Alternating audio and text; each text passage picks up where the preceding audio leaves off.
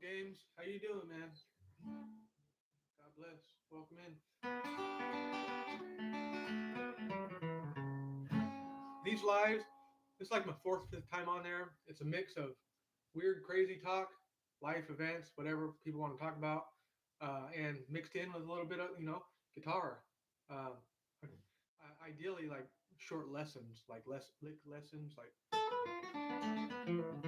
if anybody wants to learn some guitar licks, and bring their guitar, and we can just all chat and chill and learn some guitar and whatever. Yesterday we were talking about aliens, cologne. It's all over the place. God, talking about Christ the Lord, the way, the truth, and the life, Jesus. Talking about all kinds of stuff. So whatever.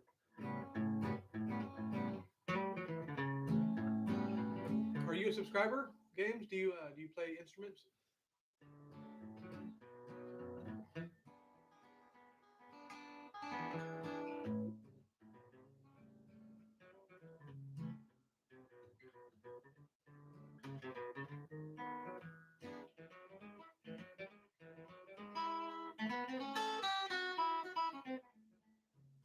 You should make it like separate channel or something of just teaching guitar and lessons and stuff.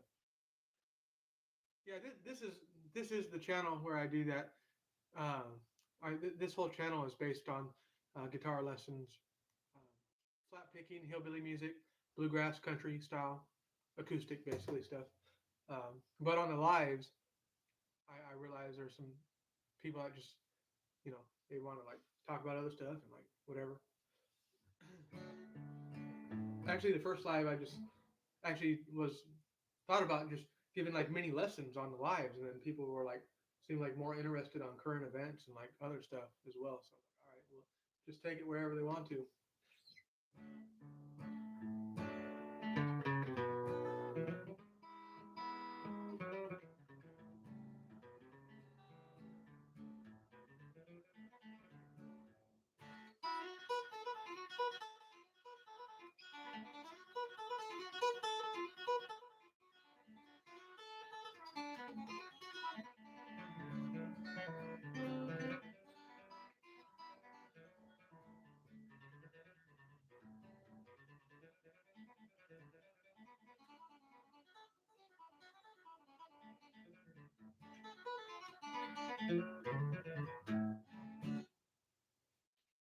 Billy Strings there. Do you have a video about notes and stuff? Um, Most of my stuff is not based on music theory. Most of my stuff is just I'm a hillbilly, so just teaching people how to straight up flat pick, teaching them how to play guitar licks. My teaching style is different in that I don't really go by the theory stuff because I don't really know a lot of music theory myself. I'm very basic in it. But what I do know is thousands of guitar licks and guitar runs and stuff. And the way I teach is that my motif about it, or my idea rather, is like once you learn so many guitar licks in all the different keys, um, you are eventually able to like piece them together like a puzzle. So I kind of tell people like, especially with the bluegrass stuff, I'm like, just learn a bunch of guitar licks, and eventually, this is what happened to me and most people. Like, eventually, you'll just piece these guitar licks together. Bluegrass, hillbilly music, country is not technical. You don't need to learn music theory, in my opinion, to play really good country and bluegrass picking. If you're going to go learn flamenco and jazz, especially jazz, then you need some music theory. But most fiddle tunes, most good music like I play is three, four, five, six chords max, and then variations on those chords. I do show people cool chords like the D9 or D7s. Like I like rather than the D or the C6, C7. See, I don't even really know all the chords myself. I don't know all the chords that I play. I don't know what they're called. That one, it's a some sort of a G. See, I'm raising my pinky up to the D string on the third, and then sometimes I'll add the index on the second fret of the G string.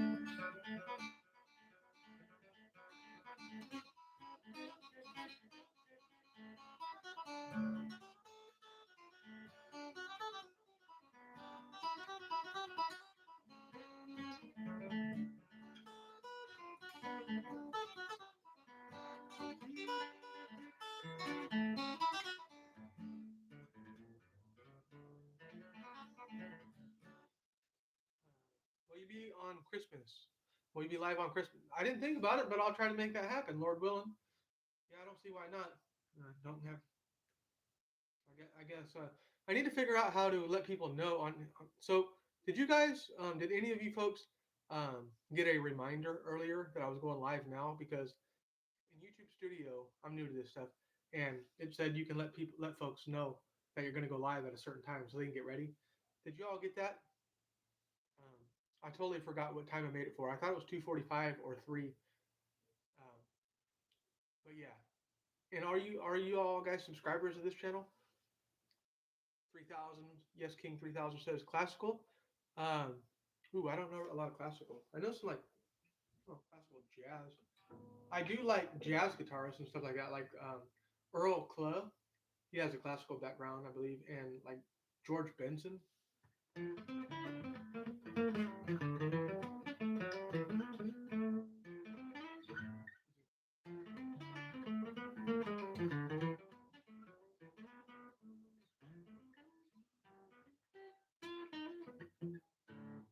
I mess around with it. But yeah, I'm primarily like rocker and bluegrass, straight up. I used to play a lot of metal. I also used to make a lot of rap beats. Many years I did like hip hop beats and rap beats for um, rap artists and whatnot. So my musical genre is all over the place. You can't even box me in like that.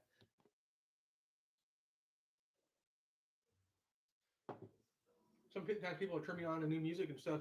I never really listen to like EDM or instrumentals, but sometimes people throw me some like EDM stuff, and I'll be like, wow, I like that. I don't even need lyrics. The band Tycho, I really like Tycho. A bunch of like electronic music. It's like a lot of it's very relaxing. I like a lot of gospel music about the Lord. Godly music and stuff like that. All right, thanks for being a subscriber, man. I appreciate it. Um, right on. Yeah, so I'm not sure if I did it correctly then. It sounds like I didn't know what the hell I was doing.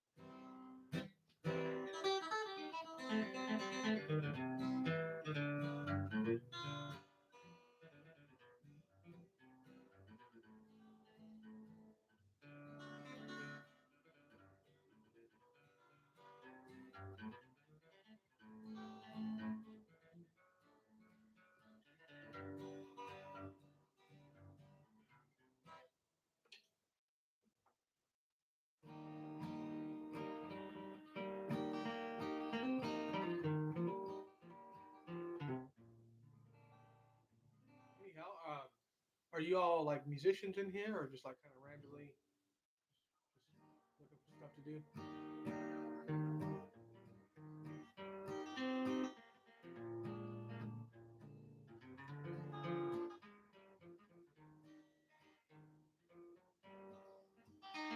Let's see. They're working on this one guitar lick. Let's see.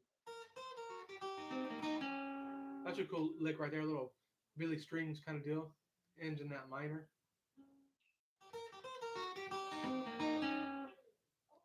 Open E. I'm on the third fret, by the way, with the capo. Get used to doing that right there. So all I'm doing is open, pick, open, open E, third fret on the E, and then open again. And the same thing, but on the fifth fret here. But you're actually going to go back to the E on the third fret. Once you got that, go to your B string.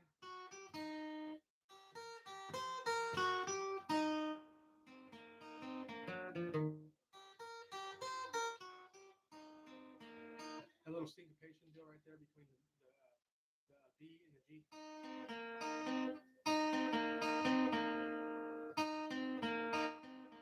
Down, up, down, up, down, up.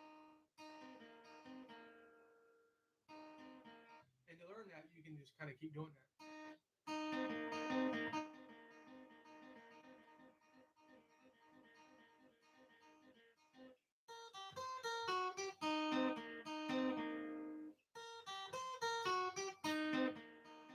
And then your last thing here is the D string on the first fret, and then open, and then your A string on the third. You can pull off if you want.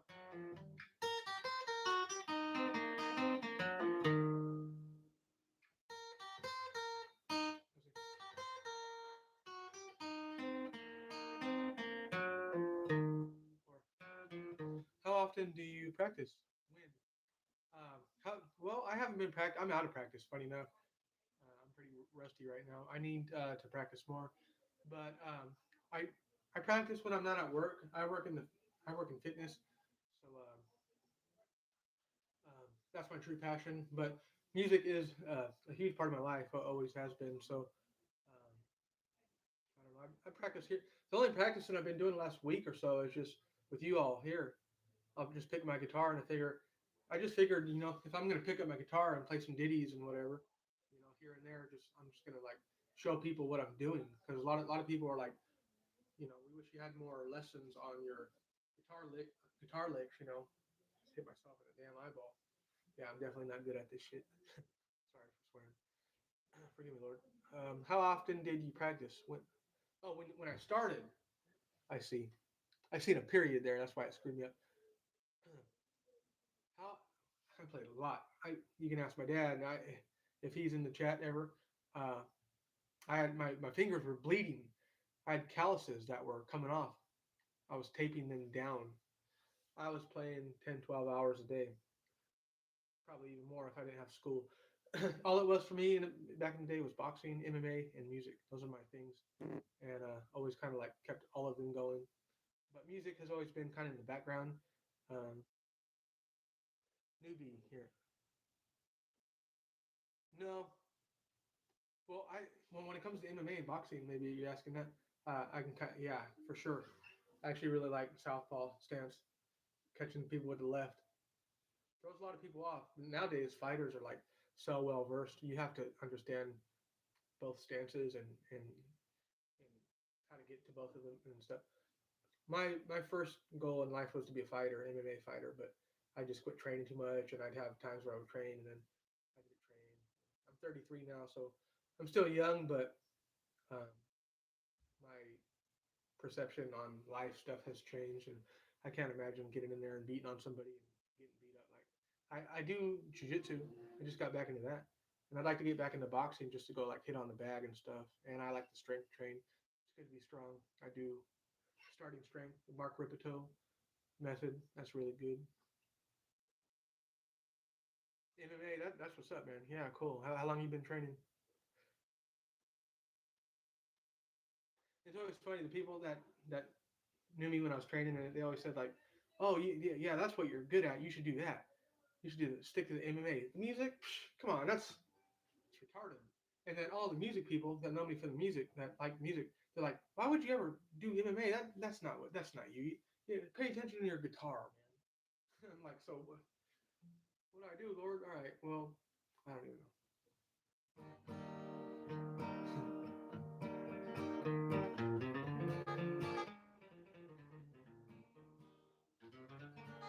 But that's a good combo, you know, MMA and guitar. Man, we'd be friends probably. I've been getting humbled though when it's been about a month since I've been rolling. Man, getting humbled by like blue belts and purple belts. See, these 20-year-old kids that have been training since they were 12. They're dangerous. And a lot of older guys too. I didn't realize that rolled with a black belt, like 50-year-old dude, and like I was amazed at like how much the wealth of knowledge of jiu-jitsu transfers to. You think just because you're younger, athletic, and I'm pretty strong, compared to like most people, I'm not strong, but I was nearing like a 500-pound deadlift and things like that. So I do have strength. I thought, and it does help in jujitsu, but I found out that only to a certain extent, right? So it helps against like I'm white belt, so I'm just starting out at the jiu-jitsu. I was training MMA back in the day, and I just barely got into jiu-jitsu. I love stand up, but I didn't pay a lot of attention to the groundwork. So now I'm like, probably should learn how to choke some folks out and not get choked out. And I was learning I was learning like Kimura the other day, just like basic stuff. I still remembered like I almost caught like somebody more experienced than me in like a key lock from side position. So I almost had it. I was like, I had to wrist, and then I like had it on the ground, and but I didn't have my knees up to their side. I didn't, I wasn't, I had my chest and everything down. I was like secured in position, but I left just an inch, half inches of space where my knees weren't touching their side. And jiu-jitsu is all about space, so they like scrambled out, they shrimped out or something like that, and like caught me around the neck with the foot, and like basically turned me into a human pretzel. Very humbling, especially when you roll with a woman that's like a brown belt or even a blue belt or whatever, and she's like 130 pounds, and like these guys walk in, they may be a tough guy or whatever, all tatted up, but they're like a street fighter or whatever, right? And they come in and they get choked out by like a 19-year-old chick that's like 120 pounds, and they're like, the look on her face is always funny. And I tell this to people that don't train. They don't understand. Like, it's not about your ego. I don't care if you see red. I don't care if you get mad. Like, it's not gonna help you, right? You're gonna get fucked up. You're gonna get choked out. You're gonna they're gonna pull you into their little, you know. You're gonna gas. You're gonna try to use all your force, and they're gonna weather your storm. Then they're gonna get your neck. Then they're gonna like start squeezing on it till your chin breaks. People don't know the reality of fighting. Is hilarious. I used to do karate. Right on.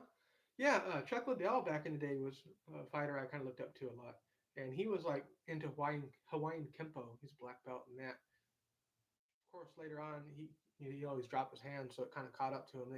Eventually, the MMA guys will study you long enough, your style just will not last, or your chin, or something. Something's got to give. But he was a hell of a fighter as long as he did it. That guy was so tough. Granite chin. He just got hit on in the chin to just ate it. Oh God, I love Machida. He is mostly a southpaw too. People think about, oh, John Jones, you know, overwhelmed him and choked him out. Look, John Jones is a freak, but before all that, Machida was one of my favorite fighters. The way he could just understand distance, and that's what karate is all about. Is like same with jujitsu. Really, now I think about it, is like karate is about like it's kind of, it reminds me of fencing. Can I get here in a quick manner and like get out of the way of something, and just his like back and forth like timing of stuff was threw people off. And then he would come in and get you to like engage, and then come out, boom, and then throw like a left, or just the way he would time it, he would like sit back and throw lefts and like do all kinds of crazy shit. He was so interesting to watch. I was always excited to see Machida. uh, I just caught the fight. I didn't even realize there's so many fights going on nowadays. You don't even realize.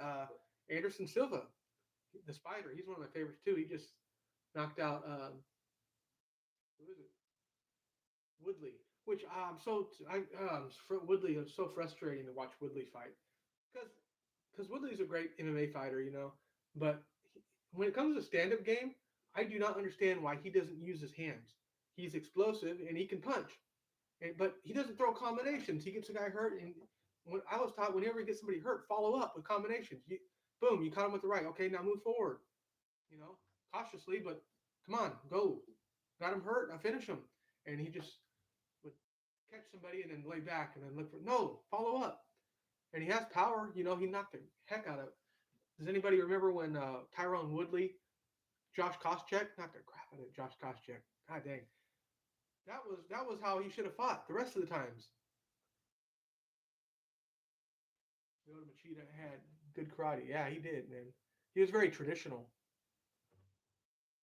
Get Brian on FFS. I loved his energy. Who's Brian? I would like to eventually have people on here in a live too, and jamming and whatever, just like whatever. Woodley, a straight wrestler. They usually don't got hands. Yeah, well, maybe I haven't watched enough of his fights, but I've seen him clock a couple people pretty good. And I just remember thinking, damn, he's definitely got explosiveness. He's very explosive, and he has a good right and a good jab. Um, that was my best punch. I always had a really good jab. I have just as much power in my jab as like a right hand. People always say, "Damn, how do you get so much power?" When I hit the bag, it just explodes, pop. You know. Yep. But I kind of keep my hands open until I contact. Boom. You know. I don't remember the times. No, I don't. I don't know that.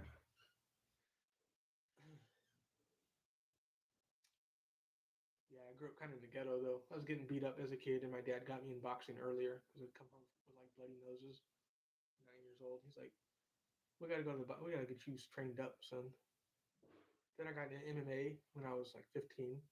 My coach actually didn't have a place, and he started training me in his garage. I was his first training student, whatever. Then I brought some friends along, and then a couple months in, he got his own little facility, and then a kid I went to school with, um, Anthony Hernandez, they called him Fluffy, started training, and he quit playing football. Anthony Hernandez, and anyway, he fights now. I believe he's still fighting. He's in the UFC actually. Anthony Fluffy Hernandez. They called him Fluffy because he wasn't always lean. But I think he fights still in the UFC. I think last time I heard, but he's doing really good. His jiu-jitsu game is really really strong, and he's just, in my opinion, he's like one of the best well-rounded fighters. Honestly, I'm not just saying that because I knew him and trained with him a little bit when he first started out. I'm saying that because like he's I could see him literally beating Izzy. Not even kidding. Shame you look at little deflated without his presence. Shame you look at little deflated without his presence. Remember the times he loved smoky bacon chips. Smoky bacon chips. Huh. Nice. Not sure what that is. I mean, it sounds okay. I like bacon and chips are good, so I mean, it's got to be good, right? Um, hey, hey, Jay. What's up? God bless everyone. Just got to remind you, any Christians in here, Jesus is the way, the truth, and the life. He's our true strength. I used to think that our strength came from within. Then I realized we don't have. It's all God given. We go to God for our strength. We live in an era where people don't want to hear that. We got to push out that gospel message. Christ is King. Thunderstruck. No, somebody asked that the other day. What, like, how to play it? Thunderstruck. No, I think, did you ask that the other day on live? Trying to get back to Larry Bird. Who's your favorite fighter? Who do you like? I really do like Anthony Hernandez a lot. His style is just so well rounded. Um, and I haven't even watched all his fights, um, but yeah.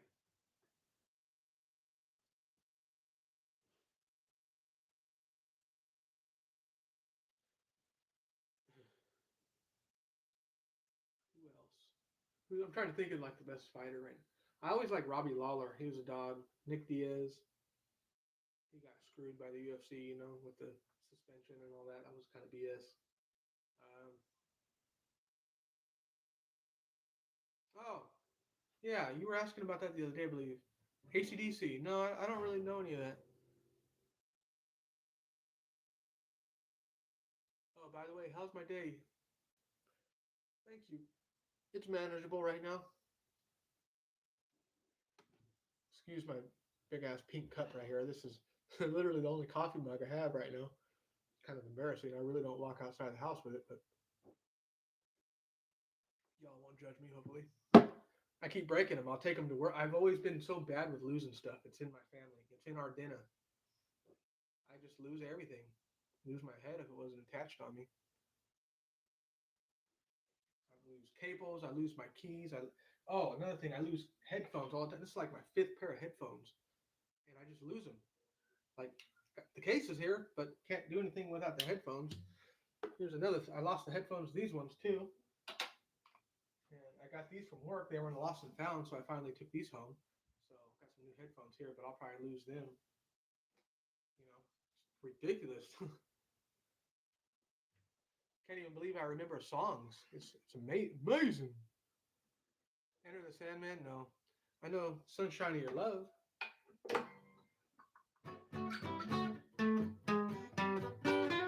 I know like Crossroads. It's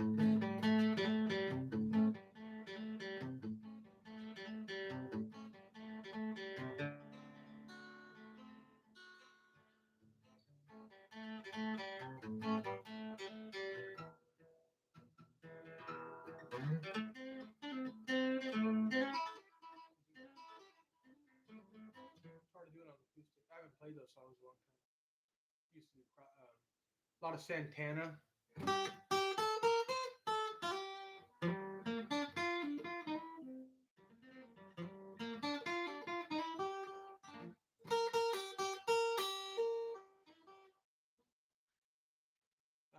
Yeah, I used to play in a band and stuff like that here in my little town. We used to do a lot of Latin rock, a lot of Santana, a lot of blues, a lot of like blues rock, a lot of 70s. I like Blue Oyster Cult, Bachman Turner Overdrive. One of my favorite songs, I Love the Night by Blue Oyster Cult. It's a little bit more mellow, like cool vibes too. I like hard rock too. I used to play a lot of like metal, like death metal and stuff, sweep guitar. Let's see. I don't know if you can sweep on a acoustic that well.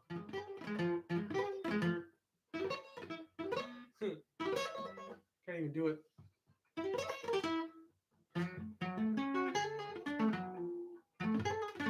Can't even sweep on them. The actions too. I got to get this set up again. Strings a little higher. Oyster Boys. Never heard of them? But I'm open to new music. You know, can you play some rock and roll by Elvis Presley? I don't know. I know he's so big. Look, I don't know any Elvis Presley. I don't really know any AC/DC.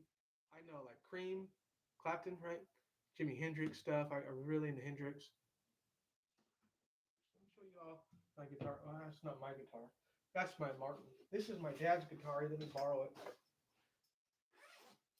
He has like the craziest cool collection of guitars and old school amps, tube amps, all the stuff that people like want.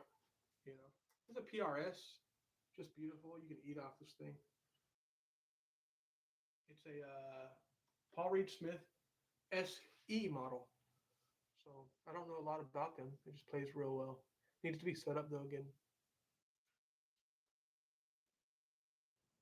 OMG. That's what's up. Yeah, yum. This guitar looks pretty nice, don't it? You know, I love it.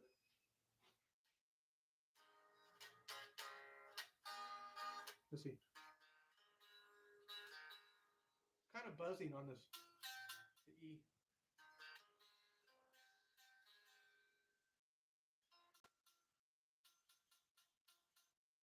It is, but oh my god, it's pissing me off so much.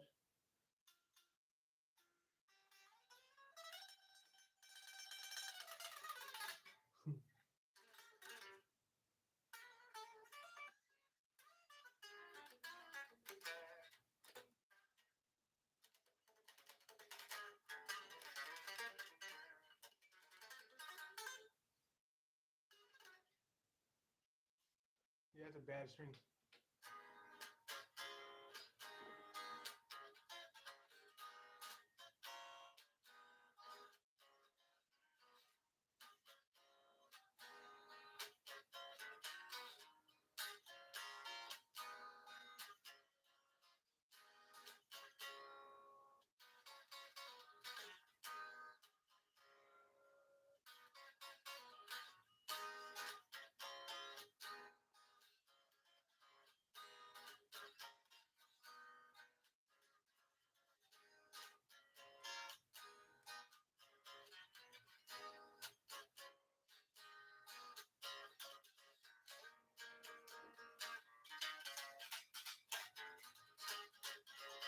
Little Santana, Evil Ways.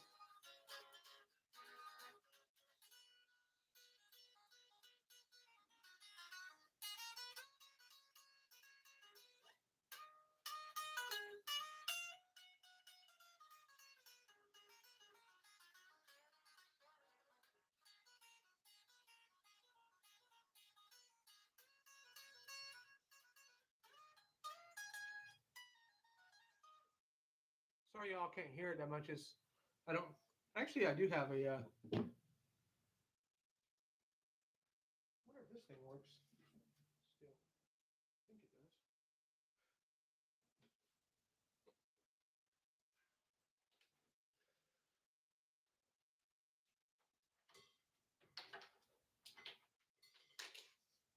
Random question for everybody. I'm a fragrance collector. I collect colognes ever since I was in high school. What's everyone's favorite cologne? Or any cologne recommendations? I got one of my favorites is the Credo Ventus. Boom, I like that. It's like it's fresh, pineapple, smoky. It's good. And I'm rocking the mustache right now. This is Mustache EDP by Rojas. It's good ass cologne right here. And the Versace. I want to get some compliments, man. Women love this scent. Versace Eros, and also they like the Loam, YSL Loam. Go to Fragrance Net, get you some colognes, man. People gotta up the fragrance game, you know. I always tell people this. I work at a gym and like it just reeks of like Axe. I can't believe people still messing with Axe body spray. It's crazy to me. All right, that's my ADD random rant.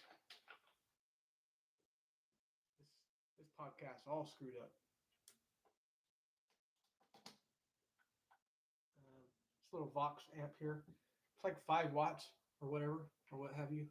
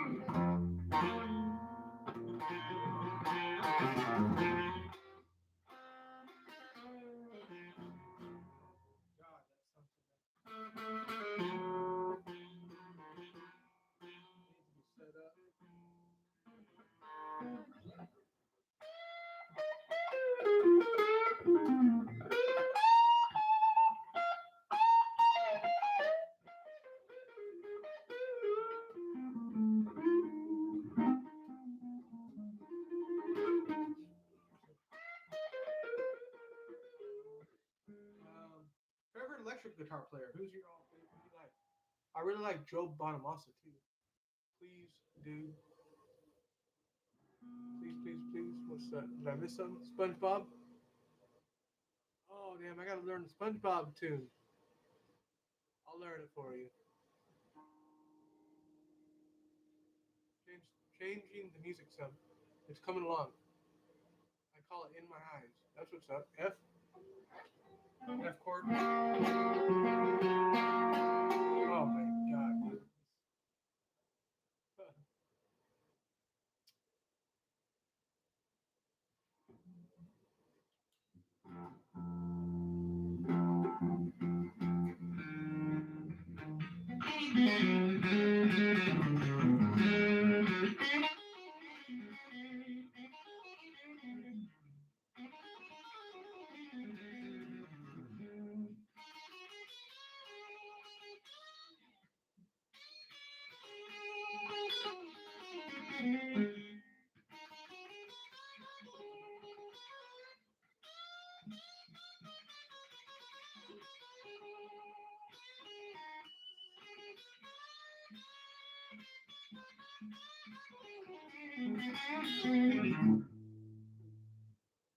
I gotta switch up my I gotta put it on the charger. I'm gonna have to go switch it on the side there.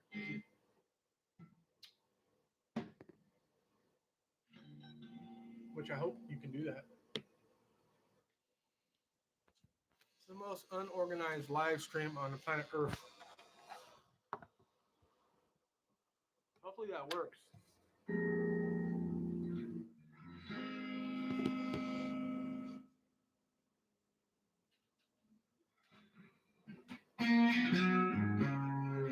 I'm reading sideways.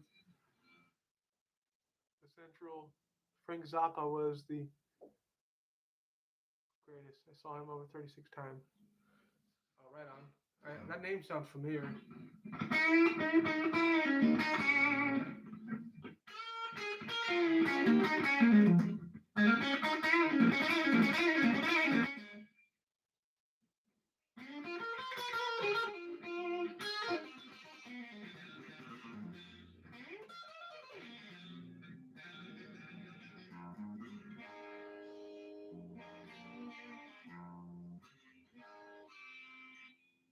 I want to learn some Robin Trower, Bridge of Sighs, stuff like that.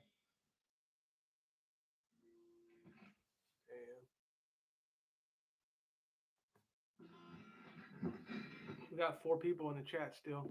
They're hanging on. I can't believe it. It's a miracle.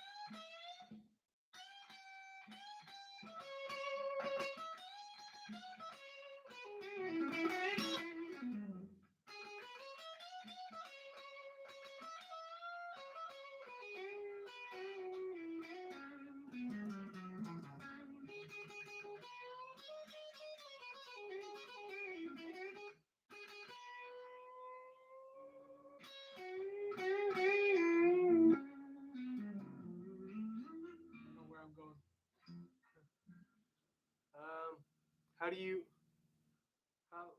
how do I learn to solo like you? Maybe I ought to start doing some lessons on soloing blues, like the stuff I'm playing now. I learned the stuff. I mean, I'm not the greatest, but things I have to kind of take that as a compliment. Thank you. Let's see.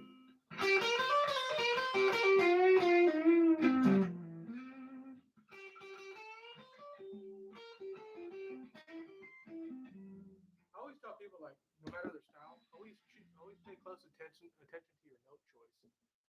Try to say something with it, even if you only got 5 notes. Make them count. You can play fast and all that, fancy and all that, but really, it's like what you say with it. Like Santana can just play something real simple. You know, you can shred it, or you can go.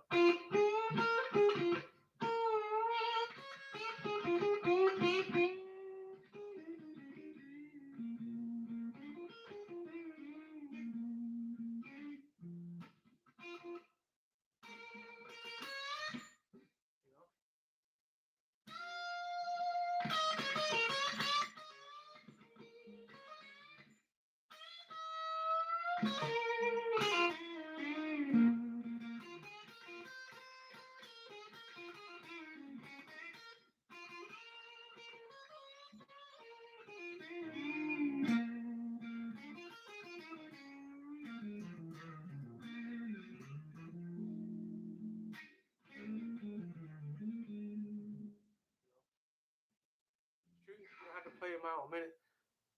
Keep losing volume.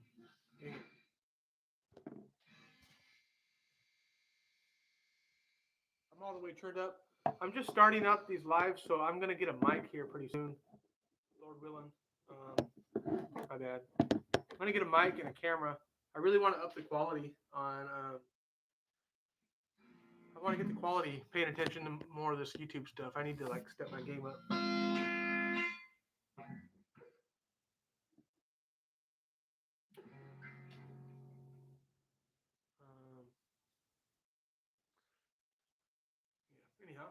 5 in here now. People were asking me the other day. I don't want to bring this up, but they were asking like donating and stuff. They were asking like if I had any of the apps. I actually just did get the PayPal thing set up. Somebody gave me a couple bucks the other day. That was super cool. But if anybody wants to throw me $1 or whatever, I got the PayPal link up. So that was cool. Um, that would help me too in the future. If I get big enough, I'll be able to afford like a mic and a camera. I want to get a condenser mic for the channel. That so I can get like I want to start having my dad come over here and like people actually jam with me and play and do lessons together. It'd be super cool. And plus, we just want to get down for you guys, you know, like, play some good music. I need my dad because he's a great guitar player. Um, After this, can you play Tiptoe Through the Window? Who's that by? Who?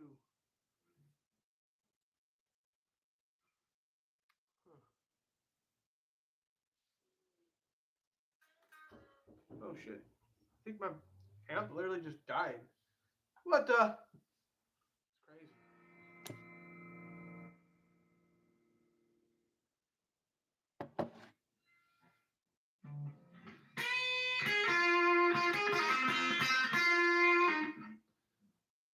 I had that guitar. Sweet. Yeah, they're great. If it just stopped buzzing, that'd be awesome.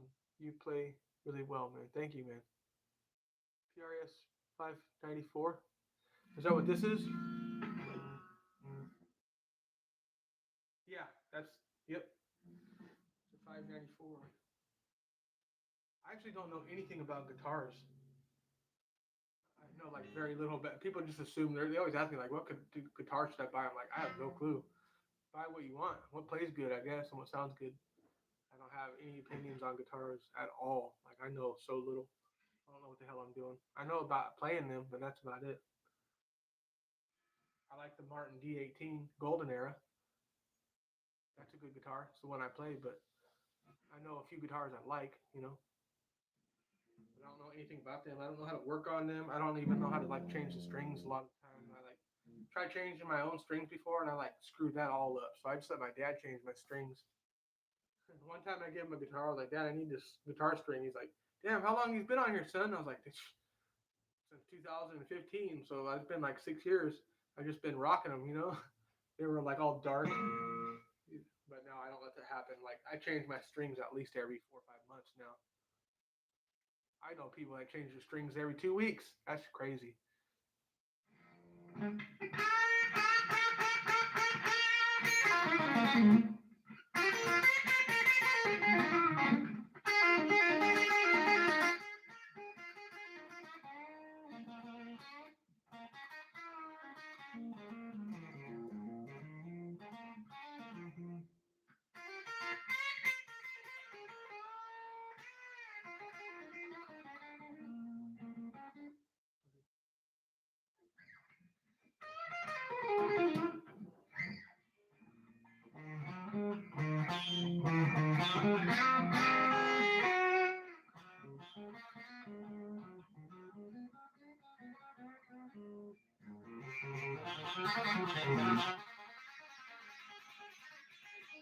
See? I gotta get my cape off. Where we at? Oh, yeah. Almost lost it.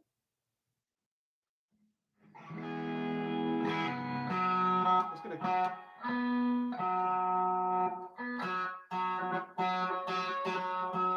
Looking for a clean channel here. Let's see.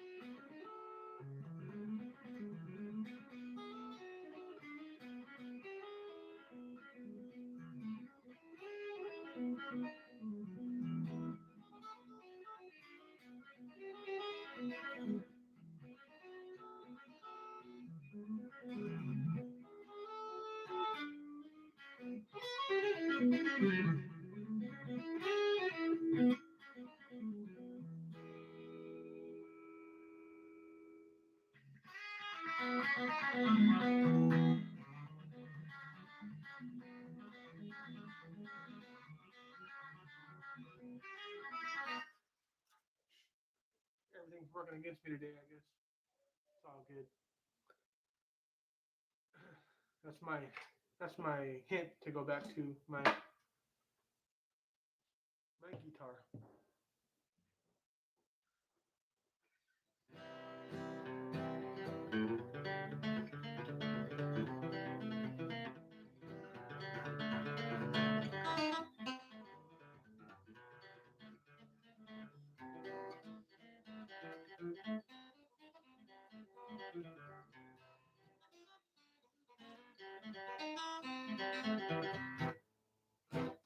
That's one of the first ones I learned from Doc, Beaumont Rag.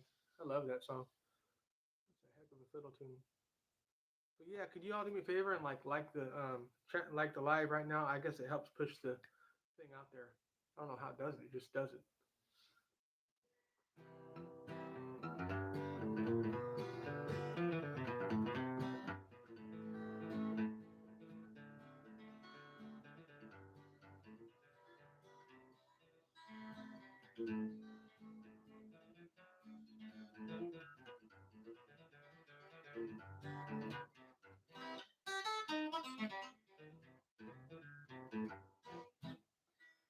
Yeah, what kind of lessons do you all want in the future? Play really well, man. Thank you. I appreciate it, brother. That'd be awesome. You play really well. Um, oh yeah, I guess you're talking about the jamming with my dad and stuff. Yeah, I need to get some other people on here.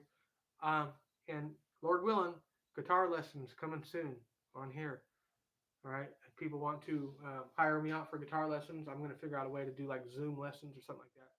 And I'm going to come in really cheap compared to like what people are trying to charge. Usually guitar lessons are like, I think too high in my opinion.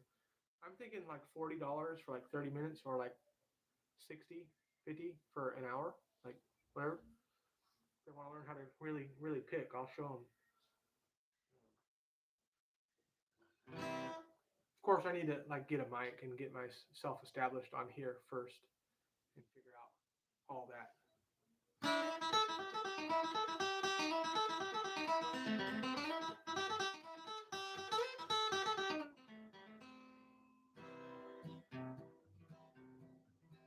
One thing I'll tell folks all the time is if they want to play faster, they're using too much of the guitar pick. A lot of times they're using that much.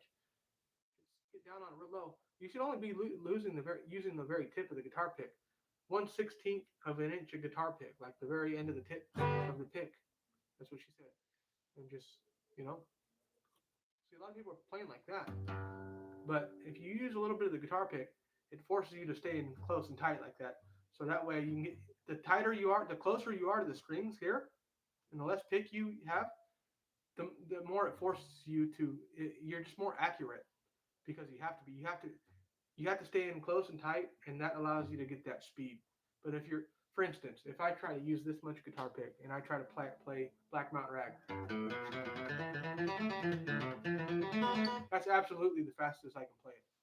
Because what happens is when you're using that much guitar pick, you're having to come in and out, and it's you're leaking time, you're wasting time. But if you're using that very end of the guitar pick, I can play that same run a lot faster. You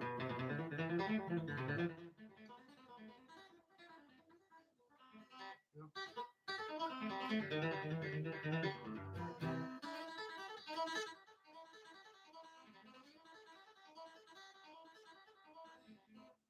See, you can play a lot faster. Anyhow, 5 9. Oh yeah, I'm just reading the comments again. But yeah, thank you for 4 of you that are in here. Looks like.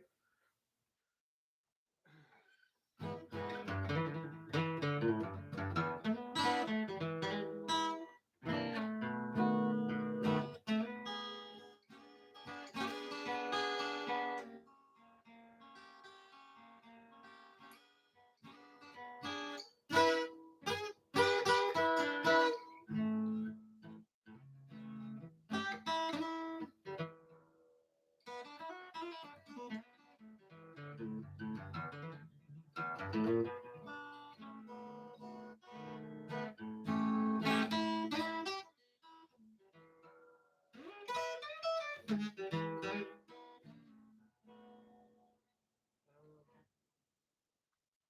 talk movies. What are the best movies y'all seen recently? I'm just finishing up Ready Player One. Ready Player One. I think it's from like 2018. It's kind of a futuristic movie. That one's turn your phone. Oh, turn it back up. Upright. Is that what you mean? The only reason I did that is because I needed to charge it.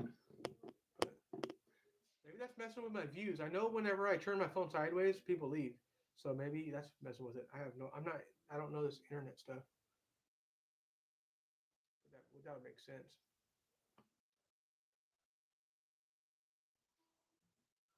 And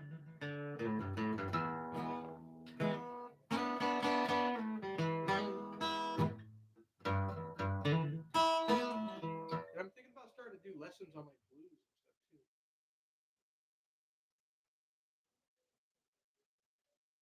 You know, I just don't want to do any lessons on like anything like. Oh my God! If somebody asks me to play Sweet Home Alabama, my head's gonna explode. Please, don't ask.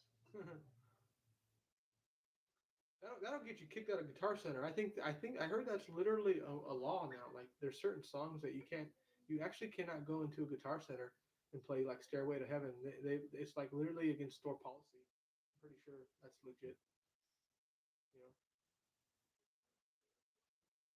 yeah. There's certain songs you can't just go around playing. You know, anymore at the Guitar Center and guitar stores. I think um, Sweet Home Alabama is one of them. Stairway to Heaven's got to be another one. And Back in Black. I'm pretty sure you can't even play those anymore.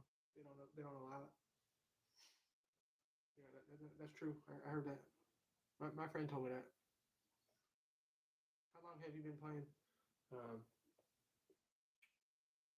let's see, about 20 years maybe, and some change. I started when I was like 7, but the first guitar ended in pieces on the ground. I got into a fight, and so yeah, it went over the top of somebody's head. That's what happened. A little cheap classical guitar my dad had bought me. But then my dad bought me another guitar a couple years later. I was about 12 or 13, I think, when I really started taking the music serious. My dad taught me early on, and then my grandpa both taught us both. Like he said, you guys need to get into the bluegrass country thing. And so I started listening to him play. My grandpa showed me quite a bit, and then when he wasn't showing me, I listened to his record player. I stayed with my grandparents growing up, so they had an old record player. They were very old school. And so I spent a lot of time as a young kid listening to like Doc Watson, like the Carter Family, Stanley Brothers, Earl Scruggs, the Dillards, the hillbillies from the Andy Griffith Show. Um, a lot of good music. Bill Monroe, one of my favorite. He has that "I Hear a Voice Calling" song. It must be our Lord. That's one of my favorite ones right there. I hear a voice calling. Bill Monroe. I think it's called "A Voice from On High." Very pretty song. I was working on my own tune for years now. I haven't finished it. Right here. Have you done Wild with Flower? Yeah, yeah. I have a lesson up. I have a few different lessons. I have a couple short lessons, shorts, and I have like in-depth, hour-long lesson video tutorials on like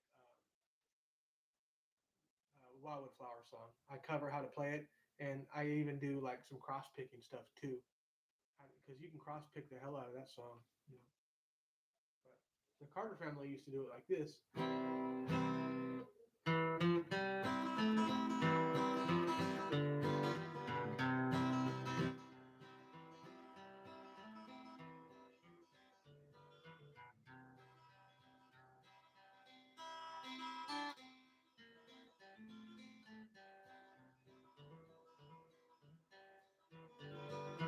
My grandpa used to play it like this.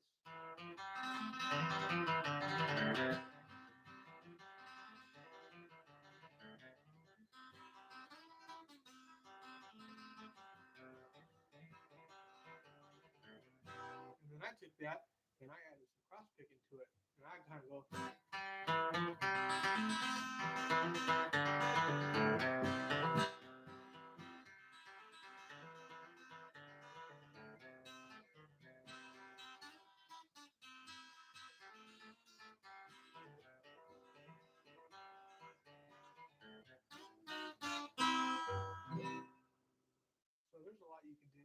the wildwood flower.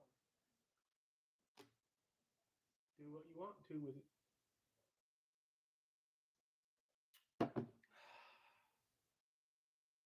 But I kind of like the way the Carter family just did it, and they played it real basic. But Maybelle Carter she did the claw finger style or whatever. I don't know.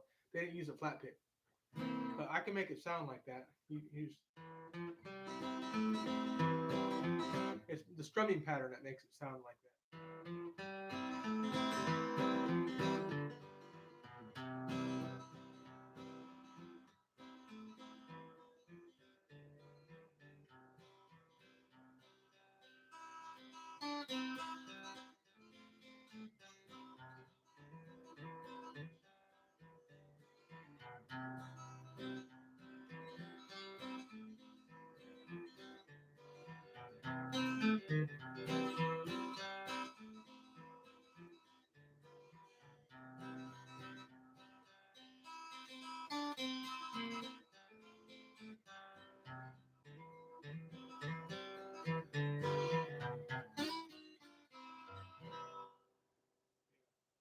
That's a good one. That was the first song my grandpa taught me when my dad was at work. My dad was going to pick me up after the weekend on Monday. It was his first work day back.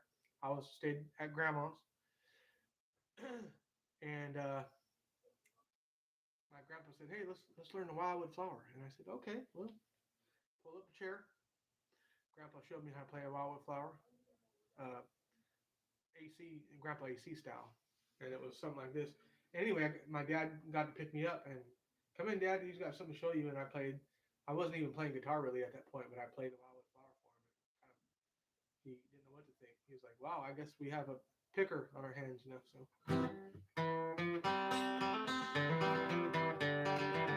I'm gonna do in my grandpa's honor, Grandpa AC. I'm gonna do in his honor a wildwood flower AC's version. Just came to me, Lord willing. I'm gonna do that AC's version because a lot of people love the way AC played wildwood flower. Now he played it out of time. Me and my dad kind of joke. He was hard to play with. Sometimes he would get a little out of time. It's all right, but he had some hell of a licks in there. Like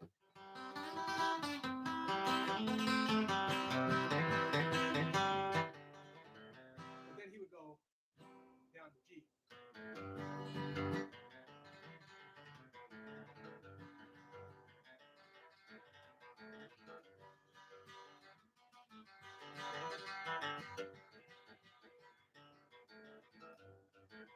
Yeah, that's what you do.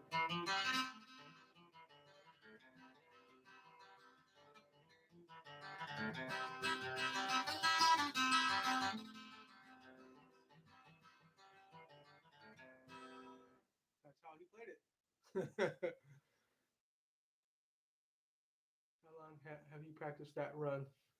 Um, I it took me a while to get it down. A few weeks. Grandpa AC showed me that, but what he's doing there is on the G. He's hitting the open G, and then you're fretting the B string on the first fret, and then move your third fret on the B, and then slide up from the third to the fifth, 2 frets, and sometimes you can add this. You can add that finger down there if you want. You don't have to. Or I think that's how I did it. Or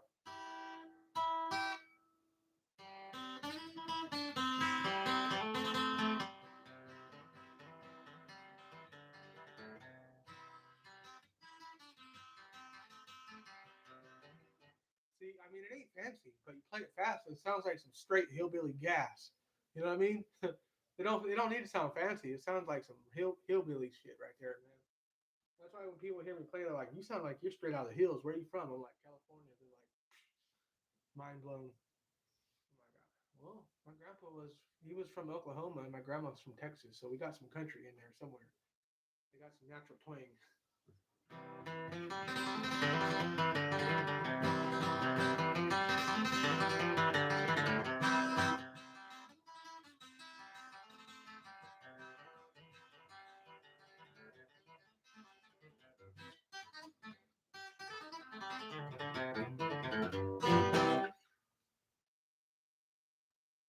I would add, I would add. I learned a lot of stuff since my grandpa passed, but I'd like to play with him now. But I'll wait. Bluegrass gas. That's it. Blue gas. That's what. Yeah, I'm taking from that. Blue gas. Time to blue gas videos coming out. What's that? It's bluegrass on fire. Blue gas. Gas it up. I gotta remember that one. Yeah.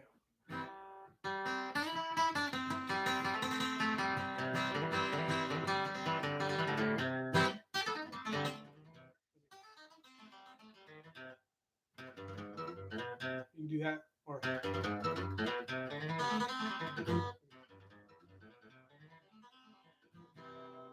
you go. That's how we do it.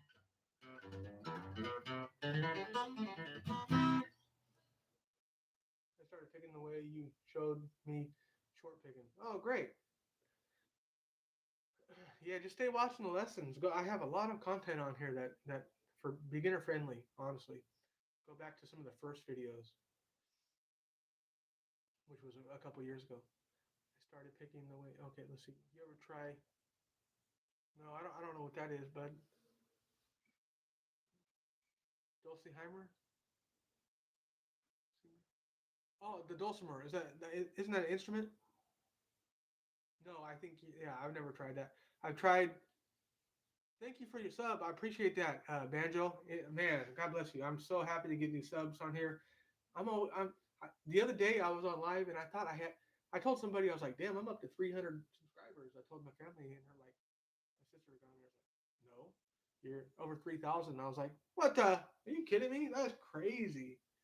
I don't even know how that 3,000 subscribed. I never even thought I'd have 100 people looking at my goofy face. My crap, my crap. That sounds great. Yeah, yeah, hillbilly stuff. Yeah, that's right, man. Me and my dad, we keep it real hillbilly. We don't try to get too fancy or anything like that. That's why I don't really play a lot of like um, Tony Rice and stuff. I like some of the stuff, but I like Doc Watson. I like the people that can pick Dillards. I like that hillbilly stuff, man.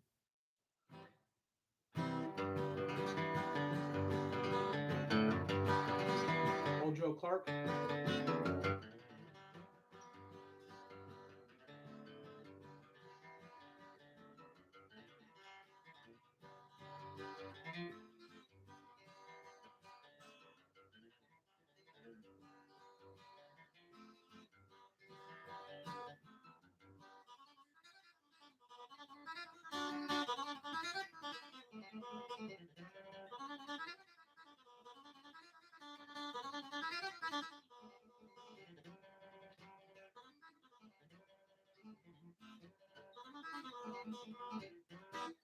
Tired right now, but usually I can pick it faster and cleaner than that. But my hands are cold. I can't usually play when I'm too cold.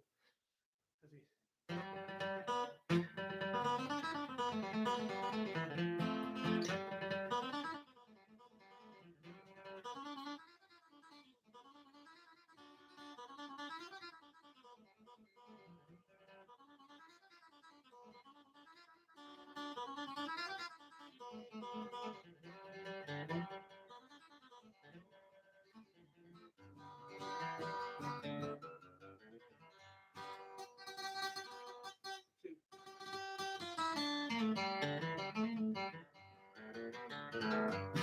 That was another guitar lick Grandpa AC taught me. It was a lick that he used to play at the end of songs. He would hold on sometimes.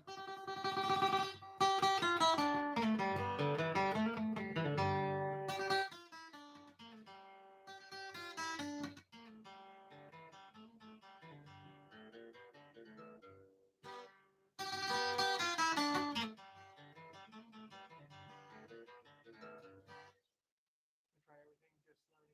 Try using my fingers just to pick. Yeah, I'm not a real good use a flat pick, man. Come on, it's time. Get you a flat pick. Get you and don't go buy no expensive flat pick. A lot of times people buy those blue chips. Waste of money. They pay $60 for a pick. I can't even believe that. Go buy you some Fender mediums. That's the best guitar pick right there. Or the Guitar Center pick. Just go snag a couple. They're free. Any medium picks. Don't get the heavy ones. If you get a medium guitar pick, you have a bit of flexibility, but you still got tone. If you get a heavy pick, well, then you don't have any pop to the set. It sounds very muddy and too warm. It doesn't have a nice balance, I don't think. The medium guitar pick. Um, But if you do learn how to finger pick, like finger style, that is cool. Um, Doc Watson does.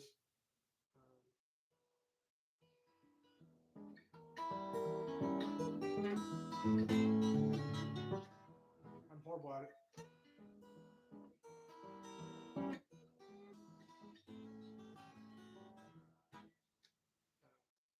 See, my phone's gonna die, folks. Sorry, I gotta turn it to the side again. It's ridiculous. Then okay, yeah, start wherever you go. Start where you start and just keep progressing.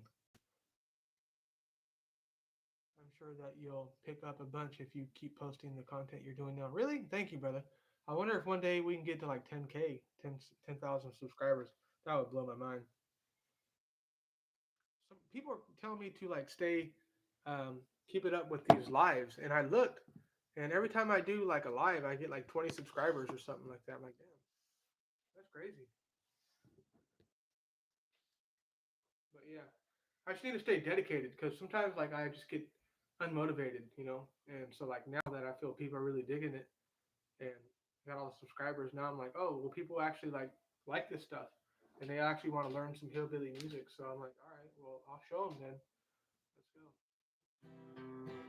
And then somebody gave me $20 the other day. I couldn't even believe it. Like, I wouldn't expect a dollar, but that was cool. They put up the PayPal thing for me in the description. That's up. So, like I said earlier, anybody can like donate to the channel. If I get anything, honestly, I'm gonna save up for it's $100 camera. It's a speaker, and it's a mic. It's a condenser mic, I think. It's made by Rode, and apparently it hooks by your guitar or whatever. But it's good for voice, and it's kind of like your entry level thing, but it's gonna help a lot. I think make it sound good on here because yeah, the volume sucks. I know. I try everything, just learning. Try using just fingers to pick. I'm starting to. Oh yeah, I already read that.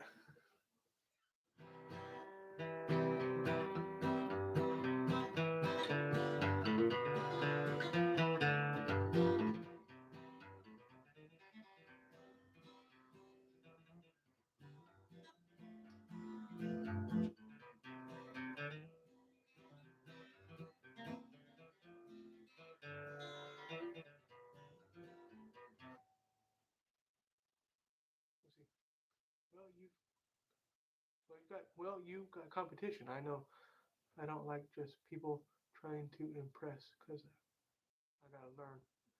Yeah, yeah, yeah. Learn whoever you can from him. Like just honestly, learn from the people you like. I learned a lot from Doc Watson and all kinds of the old pickers, and my grandpa mostly, and my dad. They kind of taught me up.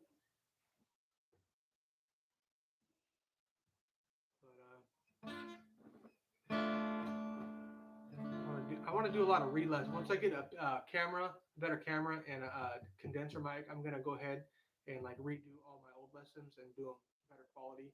And then I want to keep doing like the daily lives and daily shorts. So look out for like the daily shorts. I'm gonna try to do a lick a day, a guitar lick a day, under 60 seconds. I'll play it first full time speed, and then I'll try to slow it down. I'll play it so slow that you can just watch it. Most people can just watch it because I only got 60 seconds for a short. So if I play something like this, I'll do that, like learn this lick, like Billy String lick or whatever, and then I'll break it down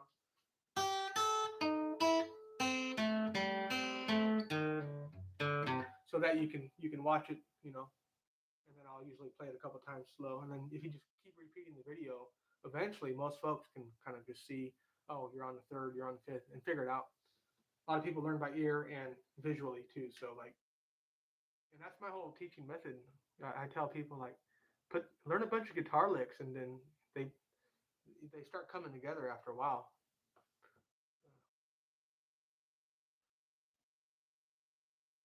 I use just guitar. The guitar is killer, makes it fun. Justin Guitar. Okay, you haven't heard of him. I know there's a lot of bigger channels out there. I like Banjo Ben. He's kind of funny. What the hell? I was like, dude, this guy crazy. He's hella funny. That slow train intro. Slow Train. I don't know that one. I was working on the Jimi Hendrix. Hear My Train a Coming.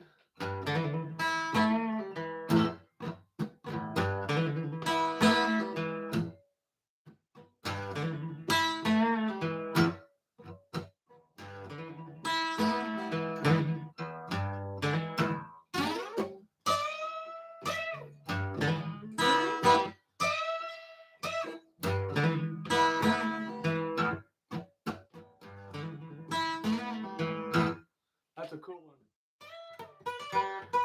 He goes off on that one. He goes crazy. Billy Strings, Slow Train by. Oh, I heard. Okay, Billy Strings. No, I heard of that now. I don't know that. I gotta go listen. I gotta go. Is that a popular one that he does? Because I need to get some new material on Billy Strings, man. I need. People were asking about Billy Strings. I've already uploaded like probably 10 videos on Dustin a Baggie. I wonder if Billy Strings even seen one of them. He's probably getting tired of me. Yeah, this guy keeps uploading the same crap. One of them videos, like Dustin a Baggie, I just played the solo. It's one of my shorts. That thing got like 77,000 views on that. I'm like, damn, what the? Almost got 100,000 views for a little YouTube short. Yeah, go look up that video. It has hella views on here. I can't believe it. Yeah, okay, okay. What is it again? What some sort slow slow train. Okay, I'm gonna listen to that when I get off here. Slow train. All right. I gotta learn slow train, and then if I learn it, I'll teach you all how to play slow train. Can y'all give me 1 minute? I just gotta heat my coffee up. Literally 20 seconds.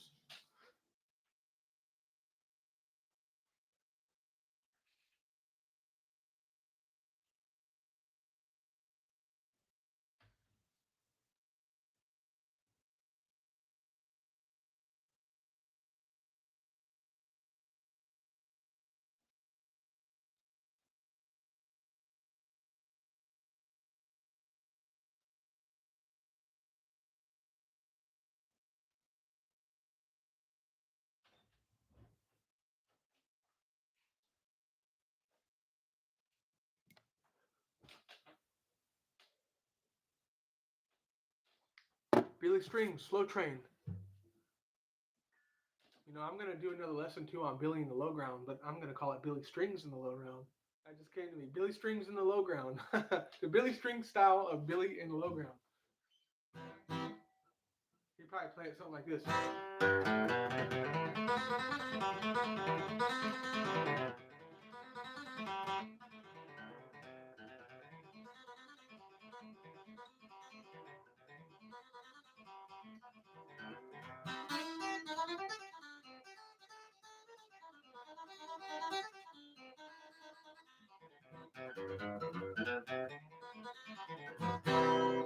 Probably do something like that kind of doc style or whatever. Go ahead. Such a good solo. Go ahead. Okay, yeah. Slow train, Billy Strings. I'll write that down or I'll forget. No, slow train. It's done. It's in there. I've heard a lot of people say like, um, they're probably being very kind to me, but they're like, you play very similar to like Doc Watson and stuff and Billy Strings, and I'm like, I didn't really think so, but that makes sense because I listen to a lot of picking. So somebody said it sounded like Doc Watson the way I play. And I was like, wow, really? I didn't think so.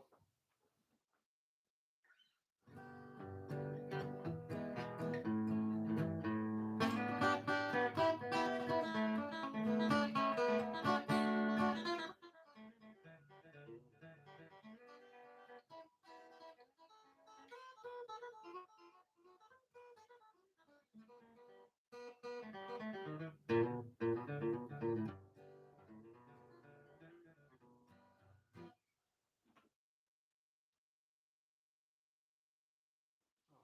thanks, bro. Yeah,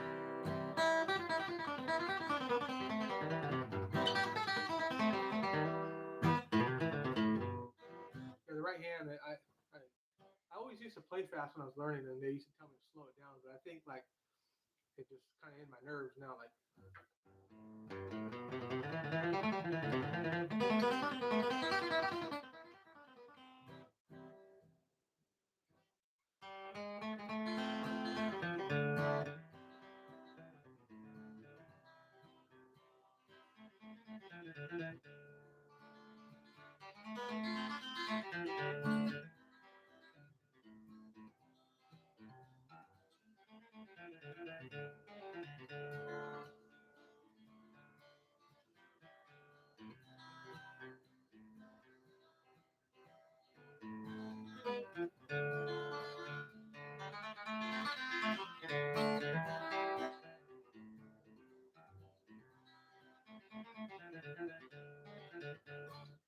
That's a little Doc Watson tune. I forget what it's called.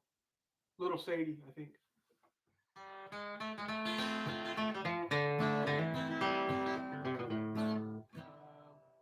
want to do a lesson on John Henry. I want to do a lesson on Cherokee Shuffle or Lost Indian. That's a good one. I like that one a whole bunch. Tony Rice kind of does that one too.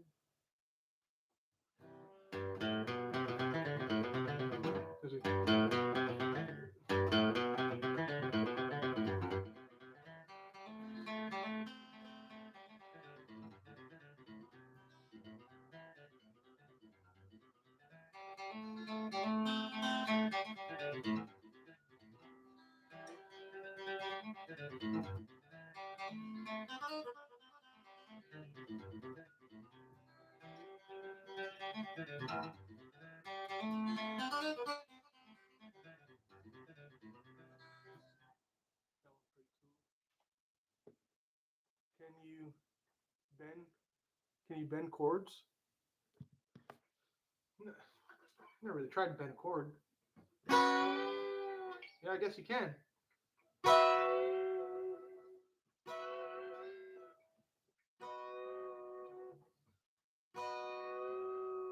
Sounds kind of trippy, dog. You might be on to something, dude. You might be like the OG chord bender 20 years from now. Like, remember that dude I used to bend chords? That was crazy. What the?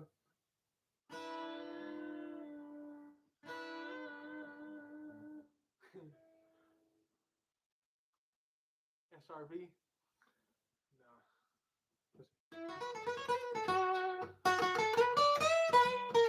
Oh man,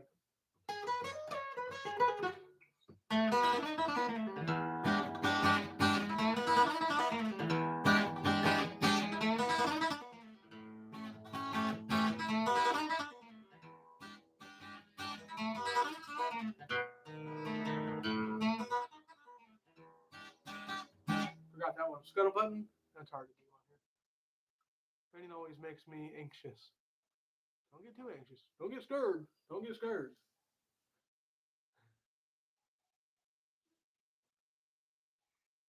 Um, yeah, me and my dad were rolling with our friend one time. We are going out to the bar or something.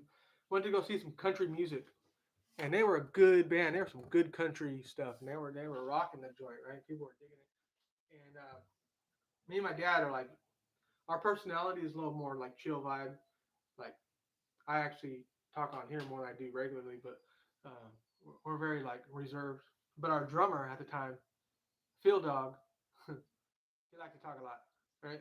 And he talks to everybody. He's very outgoing. Hey, kind of.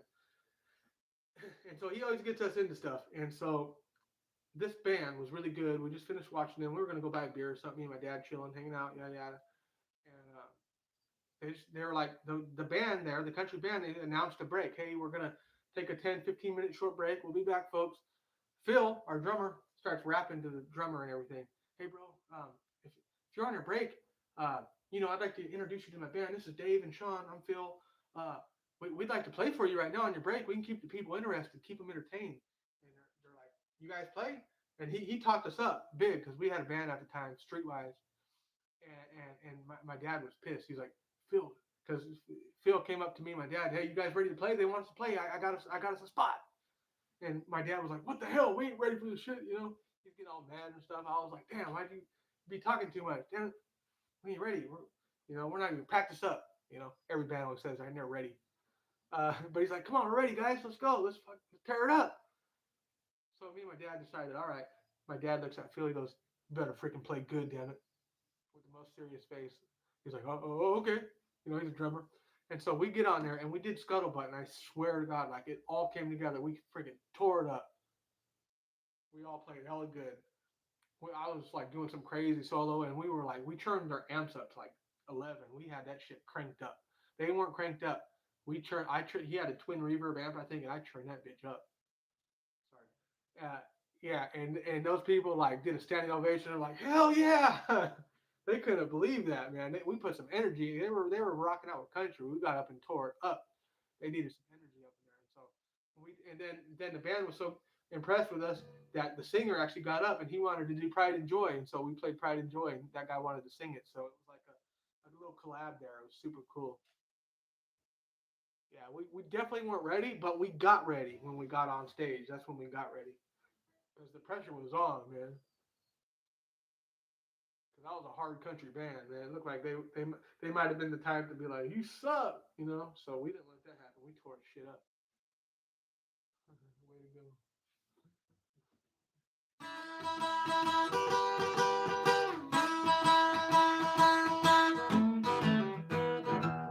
Forgot that one.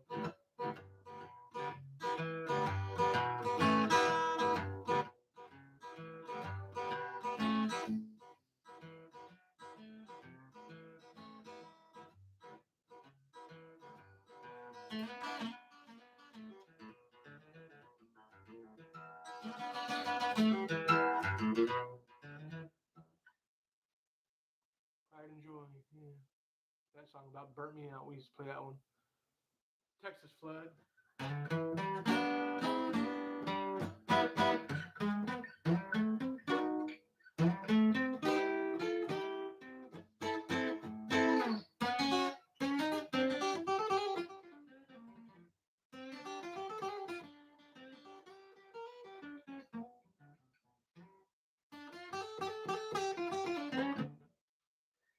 don't know how it goes anymore. It's been so long. Used to, but yeah, we used to play the band. I was like 19, 20 at the time. I'm 30. I'm an old man now. I'm 33. So. All right. Catch you out. Catch you later, brother. Um, bye. Have a good day. God bless. Yeah. I'll be doing these live. So stay tuned. If you all want, hit the notification bell on the. I don't know if you can do that. So anytime you get a live, it'll let you know. I think that's how it works. I don't know.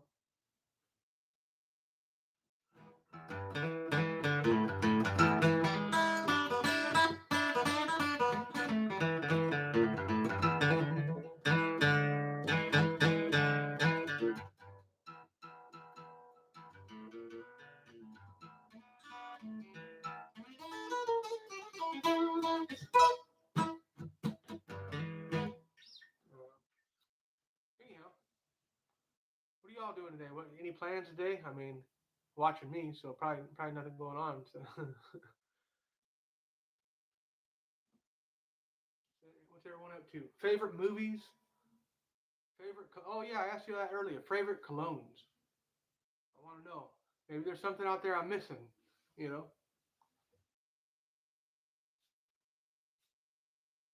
got it in my ear. Got it in my damn ear.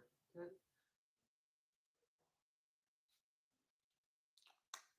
what I'm rocking today. The mustache EDP by Rojas. Can't even see it, but pretty cool. I had to buy it just because it was a cologne that said mustache. I was like, that's got to be some manly cologne right there. Fixing my guitar. That's what's up. Fix it. Fix it good. Amen. Um,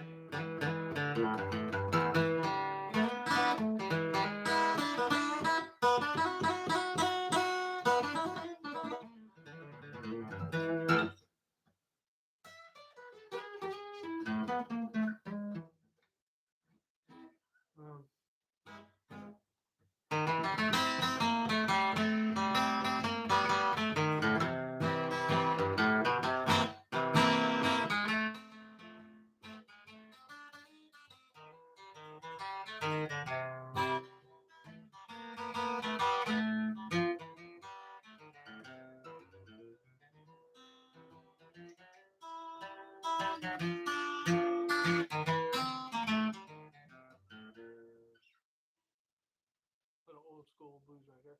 Oh, don't do the cologne thing. By the don't do the cologne thing. Oh, don't do that on here. Oh, don't do. By the way, you see that Johnny Depp cologne? Sauvage. That's funny. Yeah, that's kind of retarded. It's all marketing. I wore the Sauvage and I was like, it smells good, but like it's kind of just smells like everybody wears it, you know? So it can't be rocking what other women's boyfriend smells. You don't want to be that guy. Yeah, I might keep the cologne thing separate from this. I'll keep it music and Bible talk, and just like alien stuff too. The other day was yeah. What's up? You want to live right now? So, hey, could you make me a little bit more coffee? And when you get done with it, we grab so we get vacuum it up and I'll close do it. whatever. Hey, could you make me some coffee crystals? Yeah. Some decaffeinated coffee done, crystals? we vacuum it. Yeah, yeah. That'll take a Do lot whatever of you the want. I'm smell doing a out. lesson right now. I understand. Popular. No, just But it's cold. we got 4 people watching. You just don't know.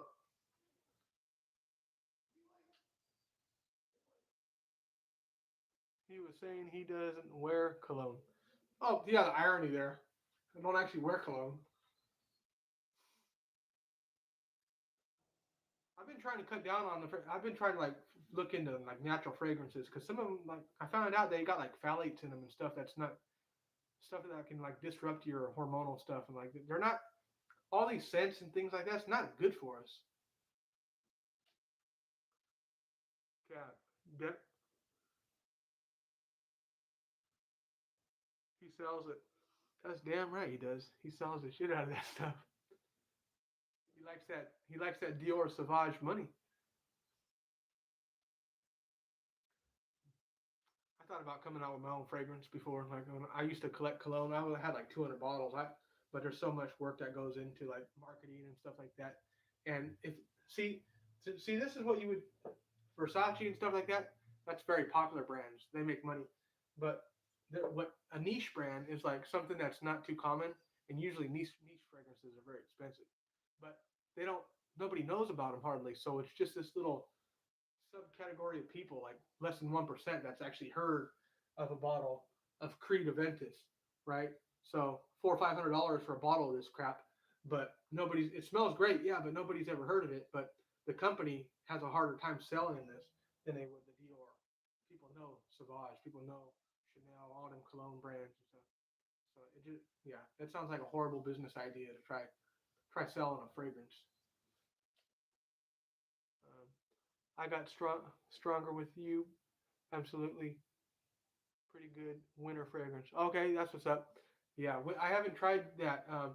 Is that Armani? Is that the Armani one? Because I heard a lot about that. I use motor oil and sweat. You know, women like that. They really do. They like motor oil and sweat. You know what fragrance you would probably like, motor Mister Ten Ball is Dior Fahrenheit. That's a damn manly juice right there. That's a manly cologne.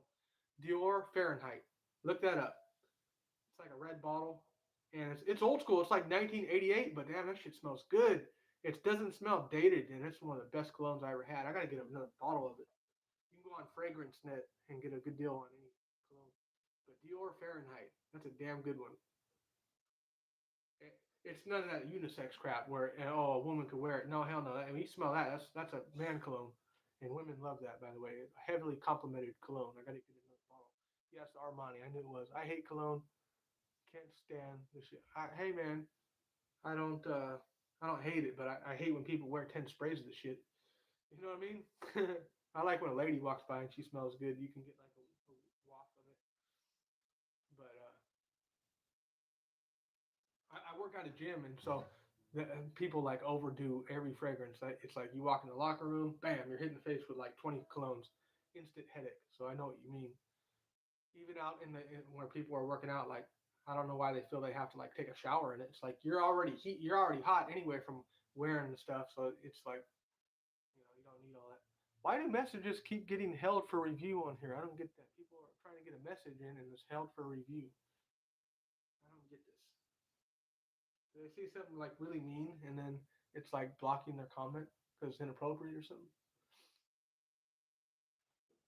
Still learning. I just see message deleted or up for review. It's weird. Probably trolls. Oh, well, I didn't put anything on here to block anybody to say anything. They could say whatever they want.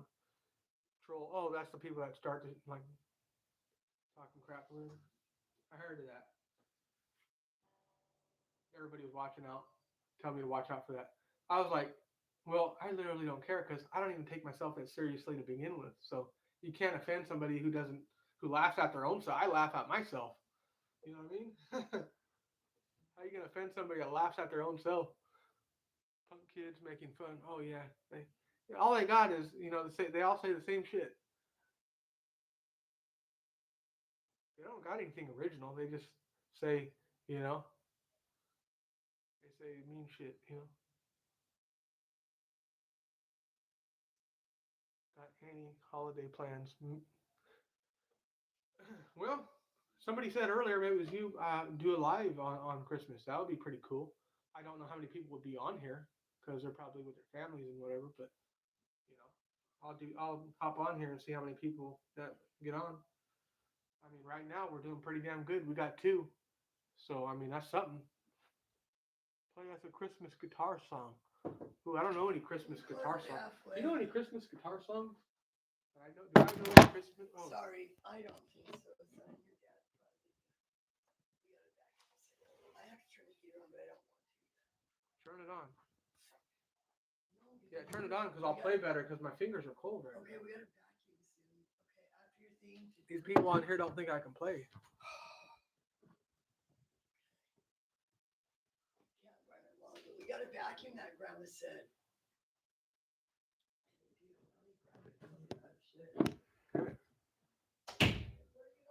All right, I got 50. I'm gonna move it back. We'll move it back. We back. Back up. Back up this way. Okay, let's see. Holiday plans. Play us a Christmas guitar song. I don't know any, man. I gotta learn one for you.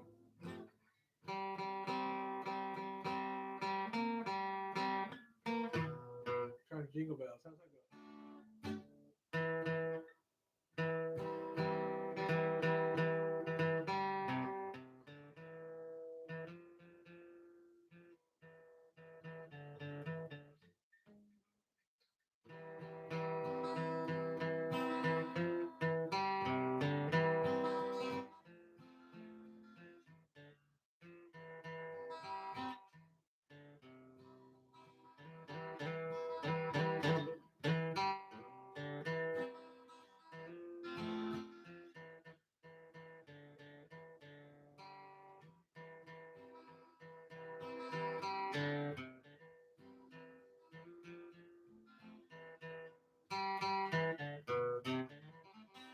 There you go. That's how you do that. C and F. Lessons with Mark. Oh, I've heard that guy. I've watched some lessons on him. I think this is the same guy I'm thinking about. Has some cool Christmas cross picking songs on his channel on the shorts section.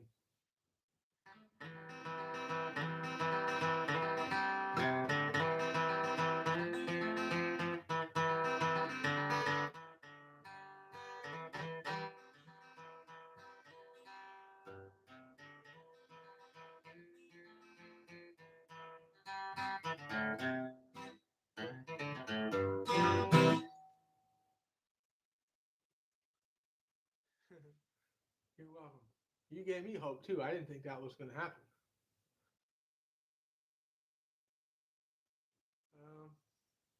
Here we have it. Bluegrass Christmas.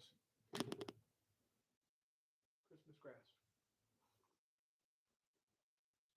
I know a lot of people that are going to be smoking some Christmas grass, but I do not partake. I'm a sober boy. Actually, this is like day 311 or something like that. No beers. I just gave up the drinking. I just like, oh, this is probably turning into a habit. This is probably no good. And I just stopped.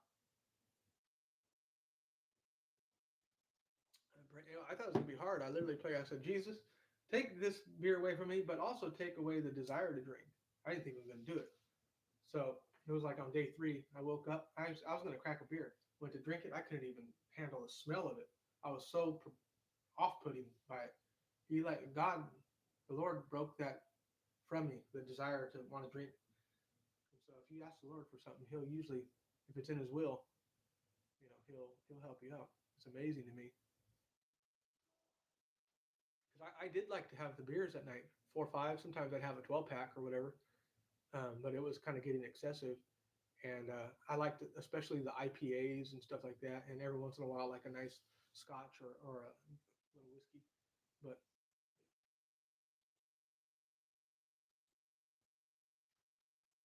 yeah, yeah, it was fun to play the guitar and have some beers. My lady at the time, my ex now, she would want me to play guitar, and we'd have our little wine and beer or whatever. She liked the Chardonnay. I was just drinking Corona or Heineken. If I had a little more money, I would get some. The best tasting beer. I'm not promoting it, but the best tasting beer ever. It was a double IPA. It was called, what was it? Pliny the Elder. Pliny the Elder. Pliney the Elder. That was a darn good beer. Like Whole Foods or they only let you get limited supply because you can't just buy them all up. They're like $5, $6. You get them real cold in the freezer, and they taste very piney and very a lot of flavor. It's not for the average beer guy. Yeah, yeah. See, catch you later, bro. 10 ball. God bless. I'm glad somebody had some fun out of this. That's cool. So yeah, we got just me and you, 44. I think favorite. What's whoever is in here still? I'm not even sure. What's your all favorite movies? Is there a movie I gotta watch that's just like awesome? I watched Ready Player One the other day. I think I told you guys that earlier. Ready Player One. I gotta watch it again. It's so good. It's kind of a futuristic kind of deal, but I'm like a sucker for like comedies, comedy stuff. Seems kind of dark in here. Let me turn the light on.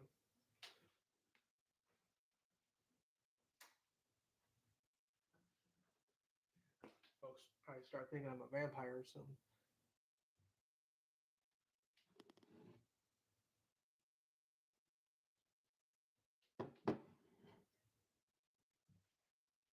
Hello, I see a new viewer in here somewhere.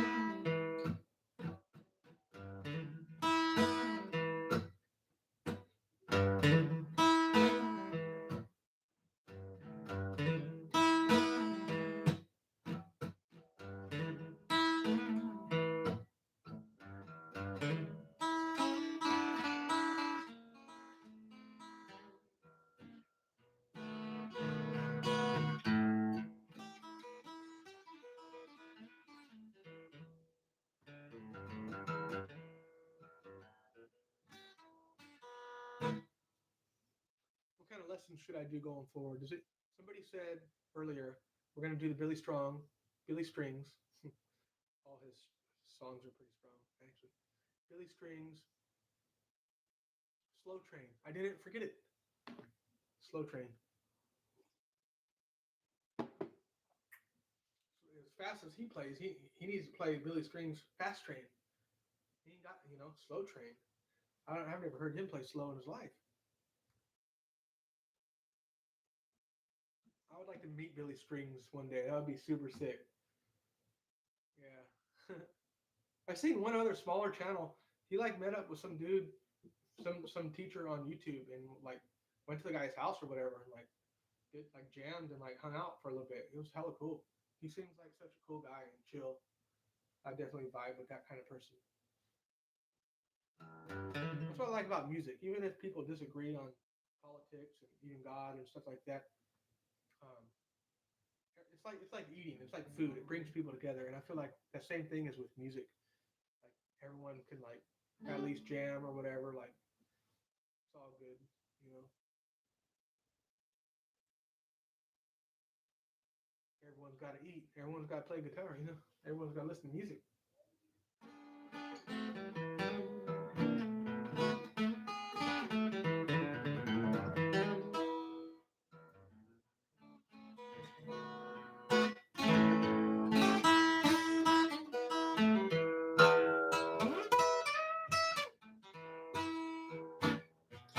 But yeah, I really like that one I've been working on. Let's see.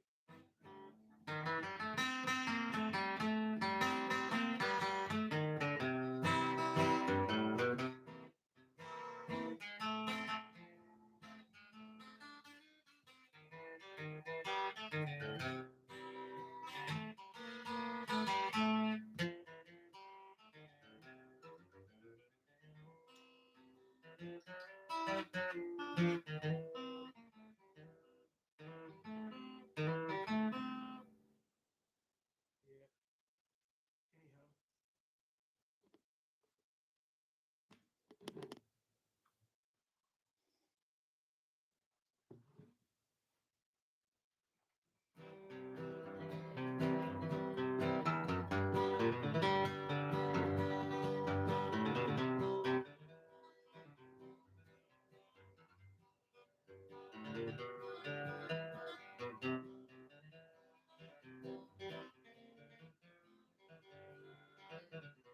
Oh, there's one cool Doc Watson tune. I heard it. He redid it. It's Train Wreck of the 1262. There's a lot of old train songs back in the day. Every song about a train, they're always wrecking. I don't know what the hell, man. All these trains are always wrecking. How many train songs, how many train wrecks has there been? I don't get it. I mean, why can't they just stay on the track? You know? It's amazing how many train wrecks there are. There's no good songs about a train wreck. It never ends well. That's why I don't listen to the lyrics. It's like everybody dead. They're dead. They all died. Train songs are crazy, man. Back then, a lot of old music is like heartbreak and like, you know, train wreck and like mama died and daddy left her, all this crazy stuff. That's why I can't listen to new country. Oh, I don't think I got anybody on here watching. There's 0 people. Oh, okay. Well, I'm watching myself. Oh,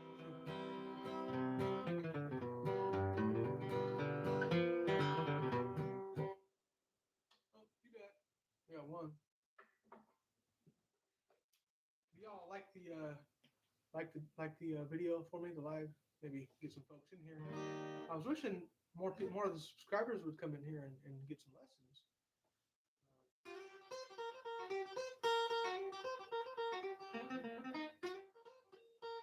Billy Strings. I learned it the way he does it, the Black Mountain Rag, Doc Watson style. Play it very, very similar. I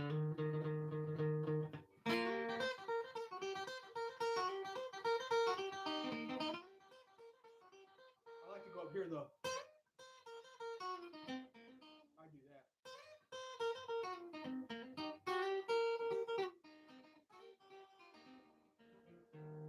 There's a part in Black Mountain Rag where they do this.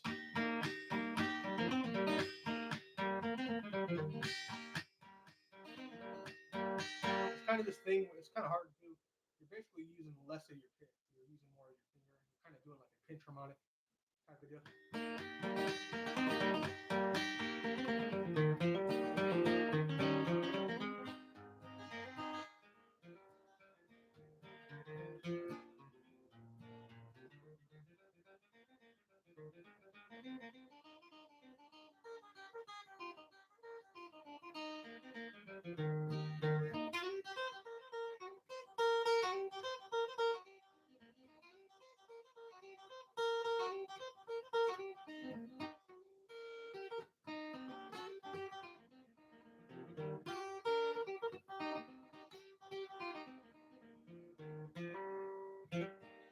A little cross picking here.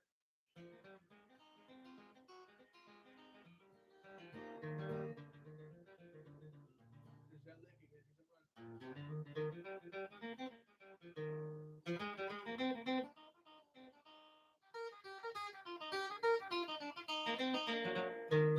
You back? You back?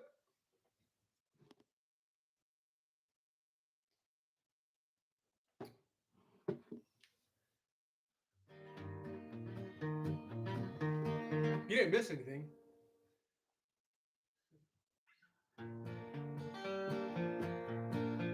Oh, somebody was requesting a lesson. I got to do it on way downtown. Doc Watson.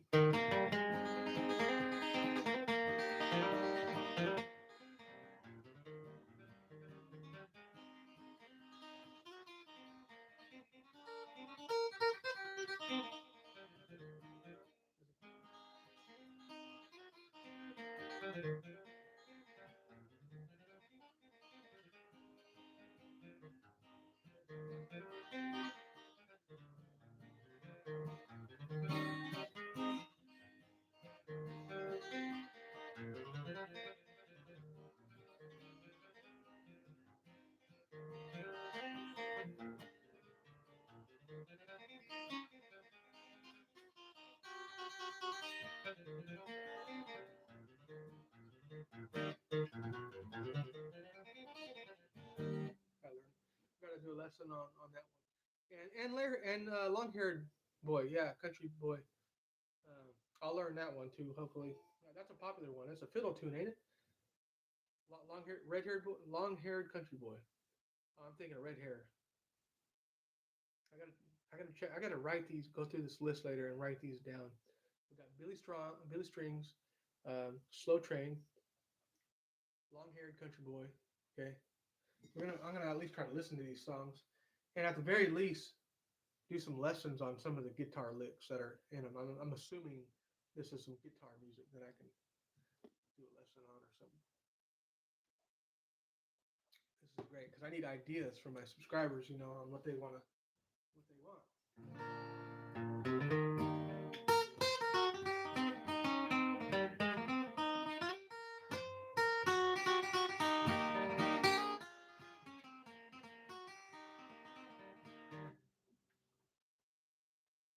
I don't know. My papa just plays it. That's what's up. You know, my papa plays a lot of guitar too. He's the one that taught me. He learned me a lot of the guitar. And my grandpa learned me, and my grandpa was really self-learned. He self-learned himself really on guitar. Pretty much everything he learned about was all self-learned.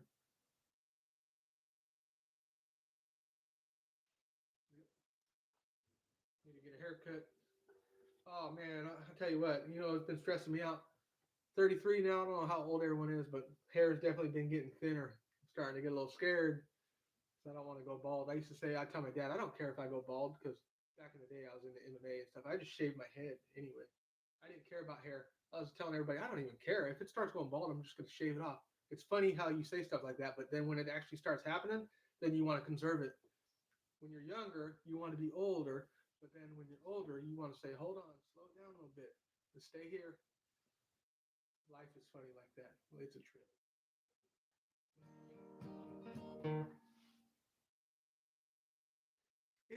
It's coming back. Everyone says I'm tripping. They're like, you got plenty of hair. Stop being ridiculous. But I don't know. It used to be so thick. It's hard to get a comb through it, and it's starting to recede a little bit. But I am 33. But my dad's all, just be happy you have hair. A lot of guys your age are freaking bald. I bought the minoxidil, and I heard it works, but I read the side effects, and I was like, oh, that's kind of scary. It said like potential side effects were hella scary. So I was like, I don't know if I'm gonna use that shit. But so I've been doing like natural. I've been washing my hair with eggs. It looks like crap now because I had that hat. But honestly, it's so good for you. I follow a couple people on YouTube that are like, and like eggs or egg yolks actually are really good for your hair. And like shampoo is literally like the worst thing for your hair. Like but coconut oil and like rosemary oil, the natural things are. My hair has been a lot more healthy the last few weeks. It's getting thicker already, so I think that the eggs are doing good, and the rosemary oil kind of just do like a scalp massage. And I gotta buy the derma roller. I heard about that. It's like this little thing with like spikes. It like makes your it's supposed to like make tiny holes or whatever and make like give potential hair growth. Oh, okay. Yeah, I heard most people don't have any side effects for it, but I heard some stuff like it makes certain things not work, and I'm like, hell no. I went to Costco and I bought the $55 like 6 month supply of the foam, right? And Maybe I don't know. Maybe I'll go back and get it. I don't know. I guess try it. And if it doesn't work, then I'll know.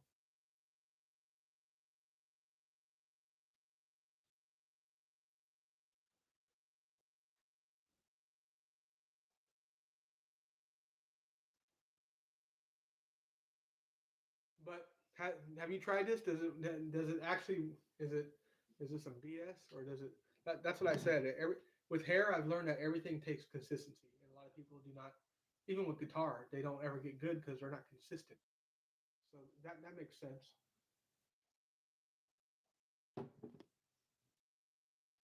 And I kind of heard that if you take it, like you kind of got to like stay on it, otherwise like you'll lose whatever you gained.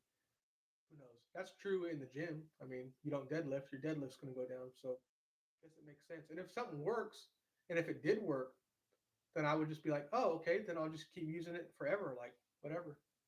It's not a big deal. It's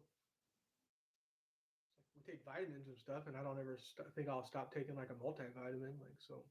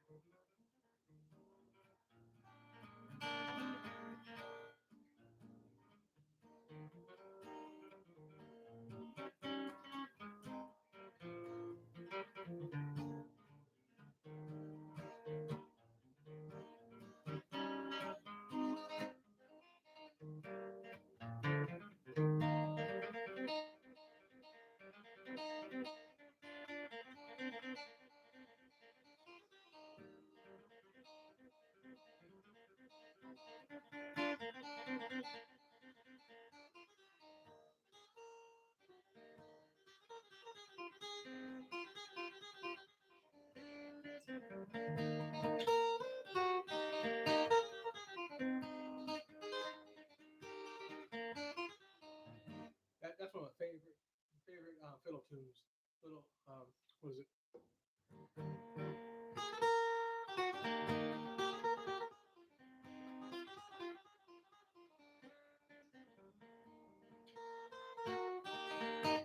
One of them hillbilly ones, you know.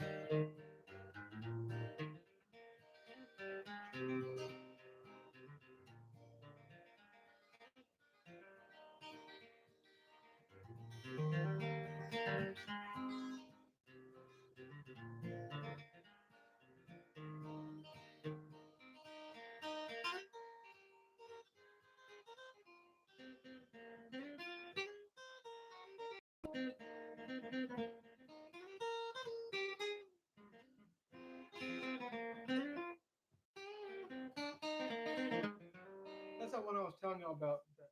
That train wreck song, the wreck of the 1262. Doc Watson and Merle Watson played that on a live recording on a 45 record, and I loved that song growing up. I remember being in my grandpa's record player for hours. He had some Sony headphones. I was on that. I almost broke the record on that song. Hours and hours trying to learn that solo, which was really cool.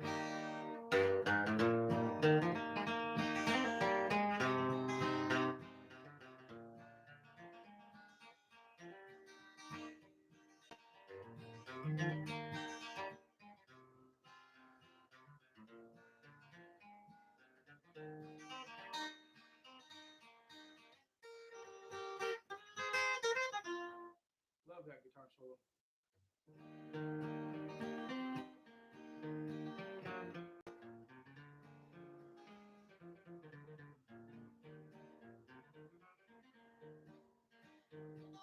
We're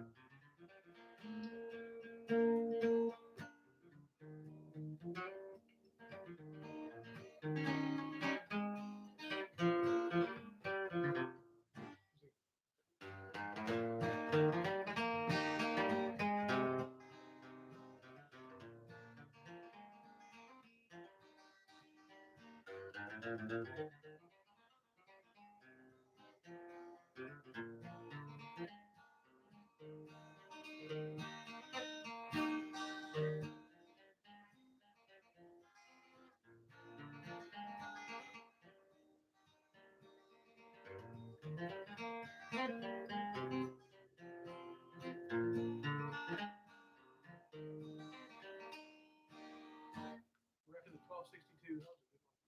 Let's see. I just got to say, you are seriously one talented individual, sir. Love your lesson videos. Truly inspiring. Thank you, man. I appreciate that. That's awesome. You know, I try. Let's see.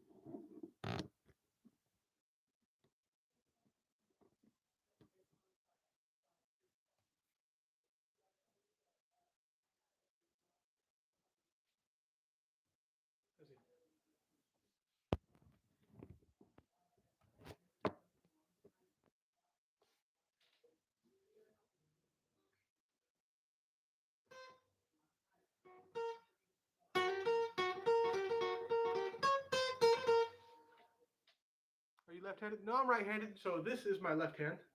This is my right. I think the screen is just making it weird. Right-handed.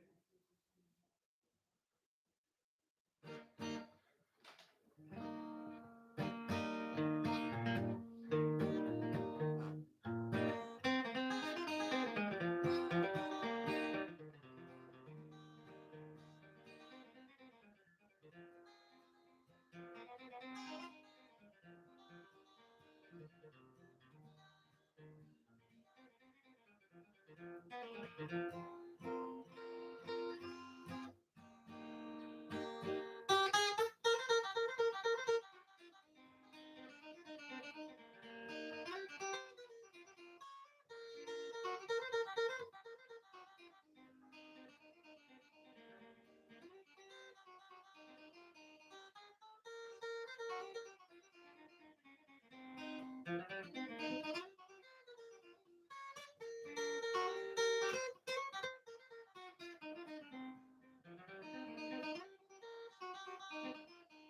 like that one. I forget what that one. East Tennessee Blues. Let's see. Videos. Yeah, but I appreciate all those compliments, man. That keeps me motivated. Even though we only got a couple people in the chat, it keeps me going. Maybe it'll build up after a while and get some traction. You know what I mean? Especially when I get a mic and get like some people jamming with me. Like I don't know.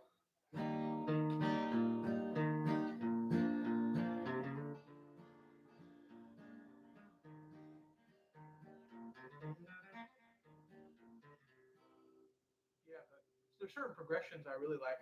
One of my favorite ones is Salty Dog Blues. Or you can do it in C.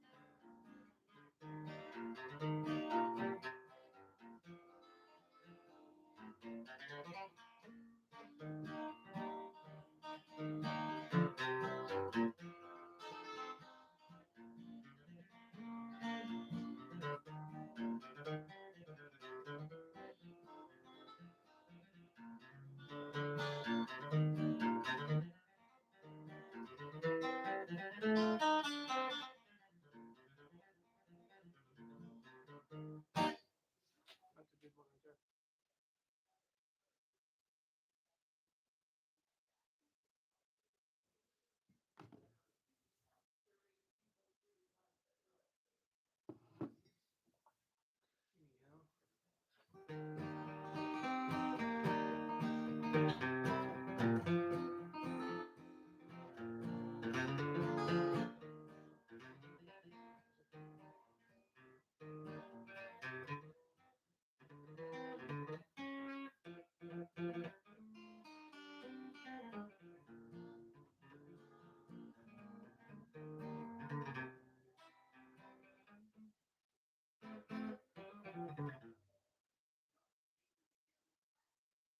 right, she can sing. It's a house full of musicians.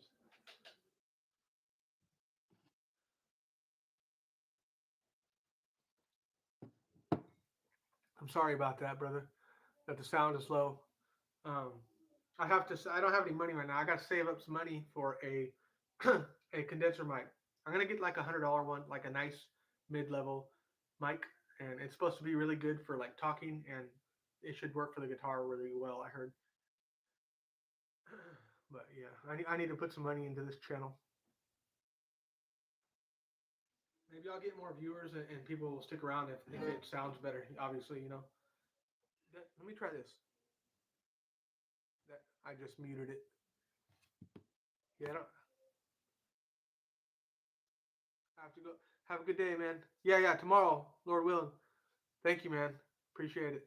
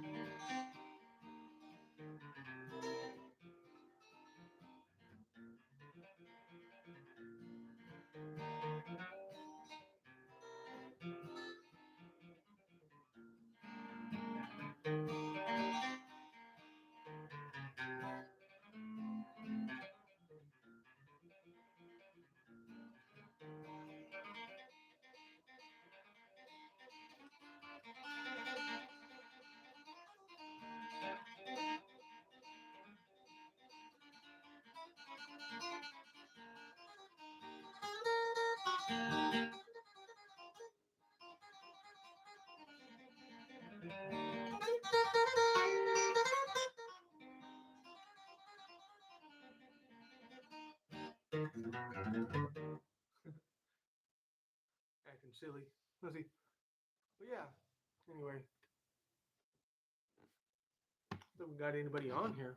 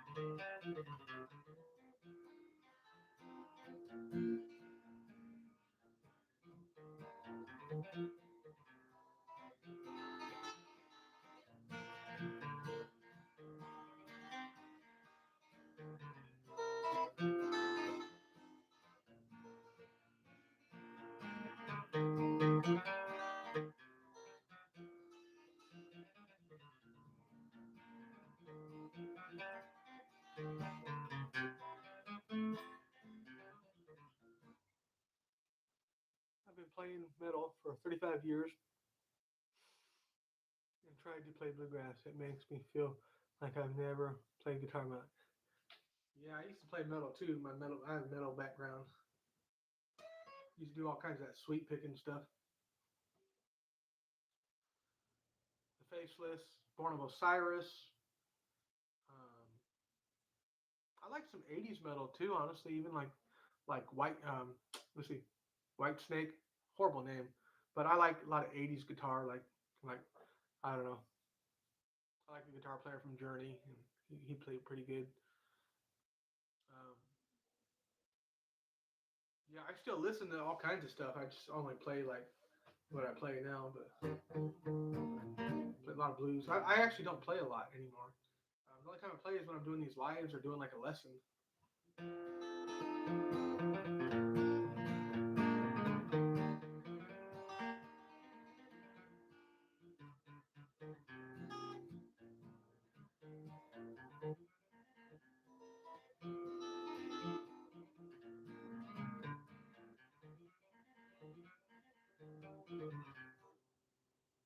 I was thinking about coming out with my own guitar picks. I wonder if that would be like actually work. I wonder anybody would buy them. And I am trying to get the lesson thing going on here. I got to figure out the how to what the best format is for like guitar lessons via like online stuff because I really want to teach. And if I can make a little money on that, that'd be sweet.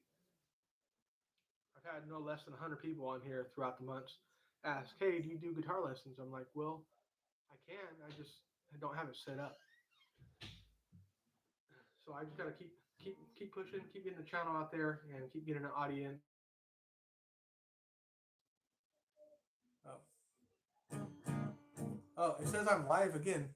What time is it? Is it 3 o'clock?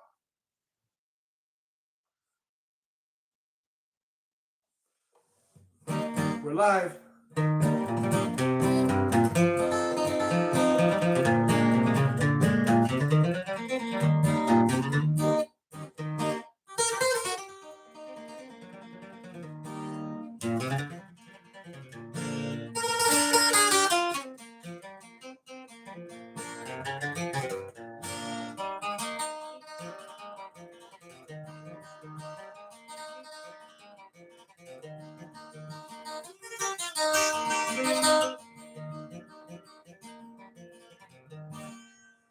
Let's see here. Same with me.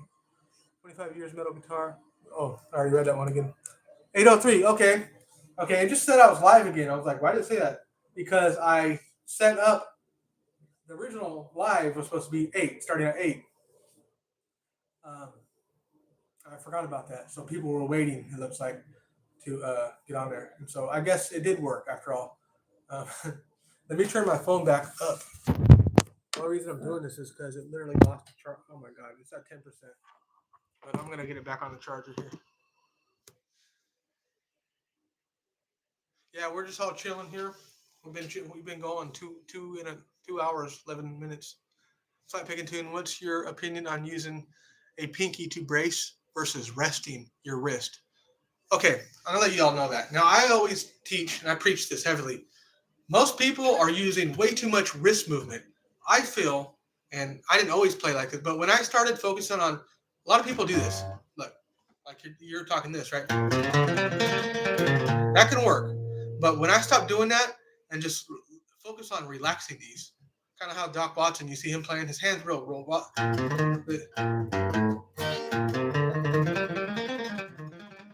You know, try to like, and sometimes it even does subconsciously do that. Don't think about it too much. But here's what I will say: focus on your elbow. Use and let. Don't try. I'm actually going to tell you to do it wrong. Guitar teachers will tell you focus on more wrist. Your wrist is only so fast, but you need more elbow.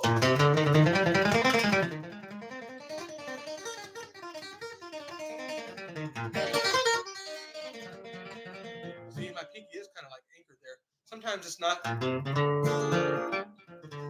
You know, it just. I think so. Use less wrist and focus on putting the pressure on holding your pick so it doesn't go anywhere. But try to really focus on these 3 fingers. Relax. And if it does anchor there, it's fine.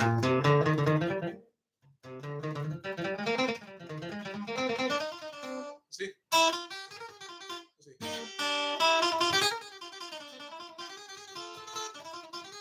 See?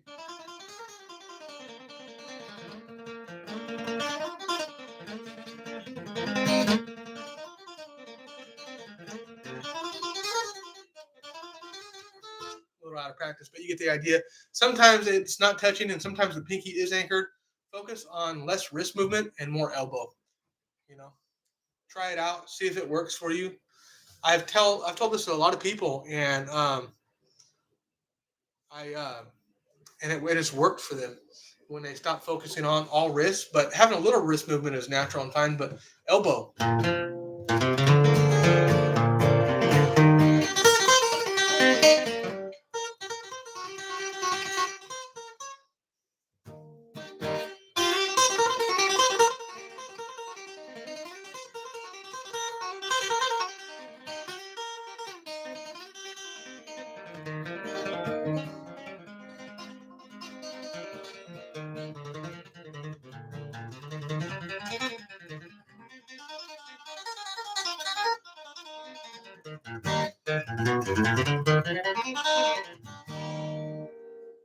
Molly Turtle tucks her fingers like that, like a fist first. Yeah, like that. I don't know how people do that. I can't do that. And another tip I'll tell you, and I said this earlier on in the live, only use the tip of the guitar pick. Like I'm talking about like barely anything. A lot of people are using that much. They're using half the guitar pick, and what that does, I could never get fast like that because the pick is so long. What you're doing is just having your hand subconsciously is going in and out, and you're wasting time. You're like leaking energy or whatever.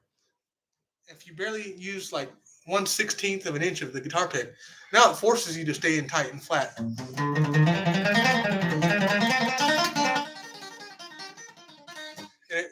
You're able to hit the notes a lot effortlessly. Um, they're all right there. It sounds like instead of just hitting the note, it sounds like you're dancing on the strings. It sounds like natural. I believe that's how Doc Watson does it because I used to watch him play, and like I always noticed that he has a lot of elbow movement, and it's just a lot more natural sounding.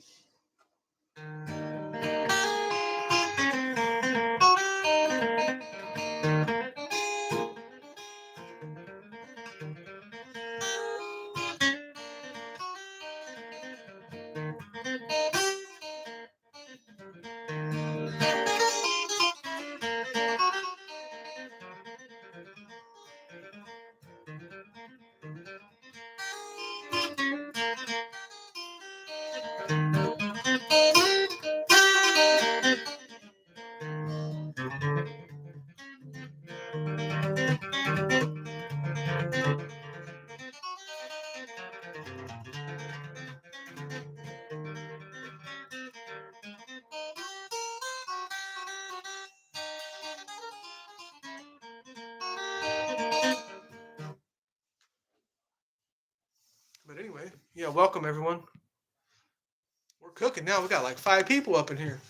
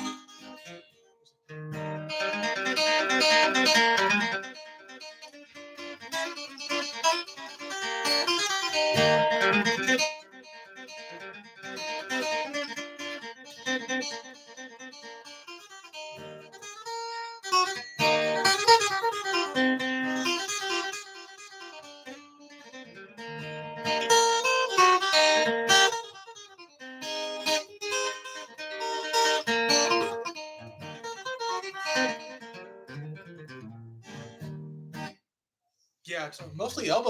A lot of elbow. Makes sense. Yeah, you're seriously a smoking player. Do you? Thanks, man. Do you play live gigs or do sessions? Every once in a while, I'll go down and play some blues, some live blues at a local club or something like that. But for the most part, no. I used to be in a band growing up, a couple bands. Me and my dad, we did a lot of covers, a lot of blues, a lot of '70s like rock and stuff like that. But as far as playing out like flat picking stuff, my dad used to take me to like bluegrass festivals and stuff like that growing up, and we did a lot of that. That was younger, 14, 15, 16 years old, something like that. So that's been quite a while. I haven't went to one since then, so I'd like to show up now. I could pick a little something now. Then I was just starting out, and maybe they would take me a little bit more serious now.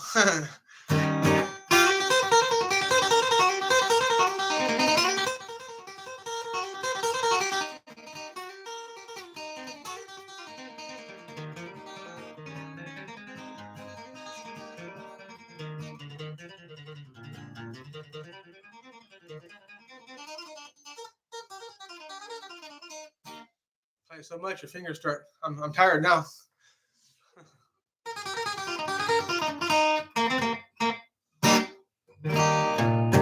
I was working on this earlier. Oh, thanks, Anthony. I appreciate any subscribers, anything like that. You guys like it and everything. It pushes it out there. I'm trying to get some followers here. Like I'm surprised we're at 3,000 and something now. Um, I thought it was 300 the other day, and somebody corrected me. They're like, no, it's like 3,000. I'm like, whoa, that's kind of like blew my mind away. Like, how the hell is that even possible? I don't even get it. A friend told me to start doing this a long time ago. You should start like doing YouTube or like making lessons. I was like, nobody wants to watch me. I don't have a degree in music theory. They don't want me now, and people actually do. And they're like telling me all the time, man, we learned a lot from your lessons, the way you teach. Like, I'm trying to get the online lessons here, make a few bucks, you know, have some people like sign up. A lot of people want lessons, and I don't have it set up with I don't know how to do all that yet. I don't know how I would get paid. I don't know how I would have other people like welcome them in. I don't know if I would do it via Zoom, use Zoom. I'm not sure. I know a lot of these guitar channels do online videos, of course, but I just got to figure out how they do it.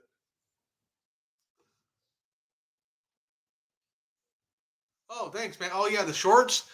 Yeah, the shorts are really like pop. There's one of them, a Billy Strings, Dust in a Baggie. I played like the solo on Dust in a Baggie. It's got like 70 something thousand views. I was like, damn. I don't even know. Like I said, like I had no idea that many people would watch this crap. Yeah, somebody like I did that video like a week after I learned that song. They were like, "Learn Dust in a Baggie." I didn't even know who the hell Billy String was. I was like, "Who's that?" I grew up listening to Doc Watson and Stanley Brothers and all the old timers. So George Shuffler. I didn't know any of the new cats, and then I was like, "Damn, I know who he is now. He's damn good. I gotta learn that song." Dust in a Baggie. I forgot it. Everyone coming over to bluegrass for metal. I hear that so much. Everybody's like, "Yeah, I used to shred. I used to be a shredder. Now I'm trying to get into bluegrass." I'm like, "What the?" All right. I used to shred too. You know, do a lot of little metal and stuff, sweet guitar, all this crazy shit. Oh my god, come on, man. I'm sorry, guys. I'm screwing this up. I know how to play guitar. I don't know how to figure out the damn phone though. Don't know how to figure out how to get. Okay, look how low budget I am. This is what we got right here. Look, this is literally held up by my Versace cologne right now. That's what we're rocking with. I mean, I'm a true hippie, I guess. I need to figure it out. I need to buy a camera and a condenser mic, at least to where it's like decent quality audio.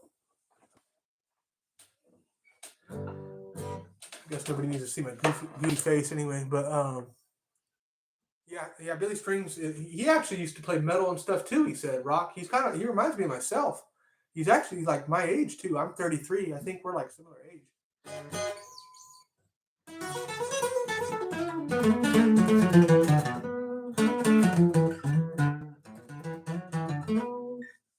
the other guitar we're rocking with.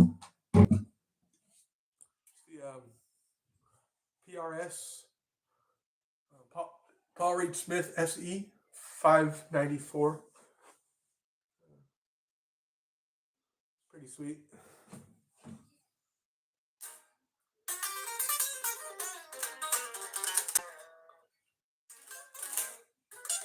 Hey.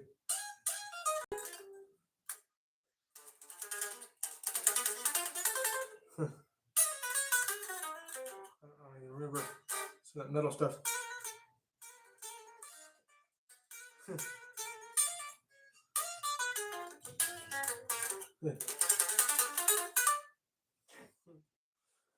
Let's see. Let's be honest. Billy brought bluegrass back to the scene. That's right. He did, didn't he?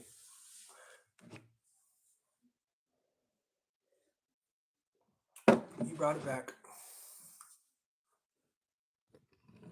Sometimes it takes one of us young cats to show these folks how it's done. Maybe I could bring something back. I don't know, or at least keep it going. You know, he brought it back, and now we keep it going.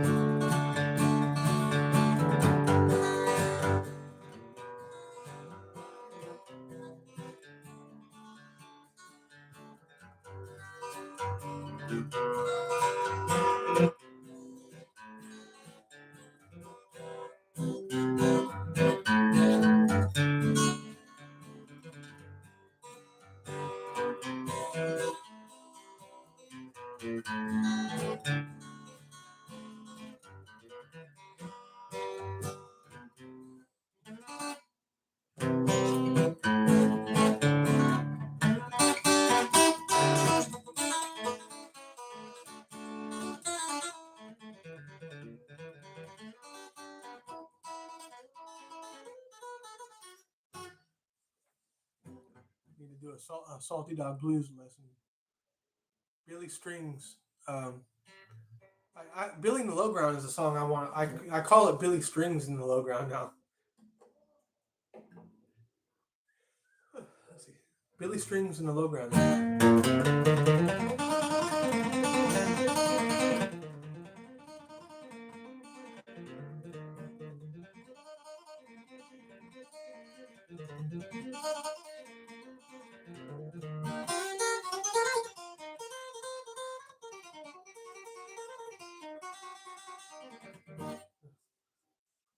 need to work on Billy Strings in the Low Ground. I haven't been playing that one up a lot. Bluegrass never changed or disappeared, but really opened us up to a new audience. Yeah, yeah. He just like brought it out to all the like younger generation. You know, that's for sure. Yeah, I'm surprised at how many young people are like knowing a lot of old music now. That's cool. Like yeah, a lot of the younger people know Doc Watson and stuff. That's pretty amazing.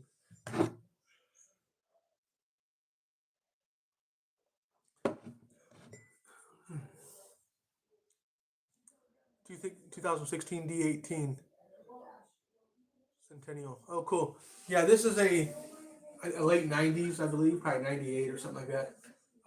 D18 Golden Era. The mahogany back and sides.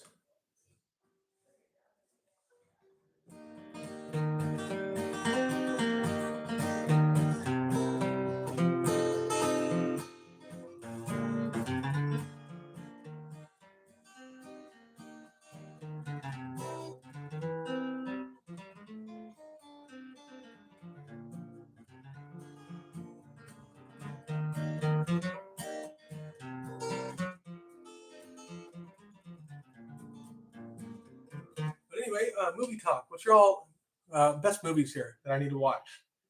I was asking earlier. Nobody had any. Nobody had any recommendations. It was 100th year anniversary. Oh yeah, Martin's been around a long time. Let me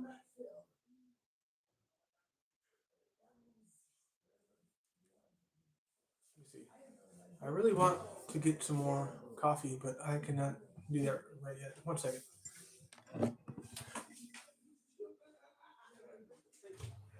Oh, you're up. The coffee. You probably send it up? Okay, and then later we back in Wisconsin, it's coming up in Minnesota. Thank you so much. You gotta back today. Oh, shit. Right, here we go. Boom. There's 4 people in here. Thanks for sticking around, y'all. Let's see. Tunes, have you seen that Aubrey King guy popping up on YouTube? Aubrey King. Yeah, I think I have seen him. Yeah, yeah, he's really good. I remember that guy. He's crazy. He's way better than me. Most of these folks are better, way better than I could ever be. Of course, Billy Strings and a lot of, even that Trey Henley guy. Oh my goodness, I could never pick like that. I'm pretty basic compared to what they do, but I got the hillbilly stuff down.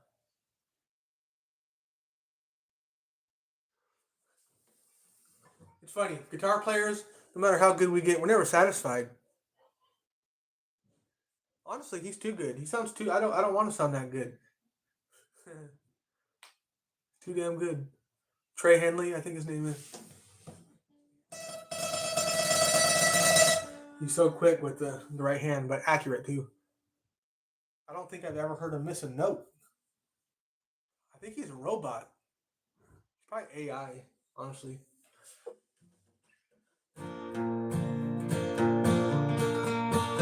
Yeah, he's definitely not real.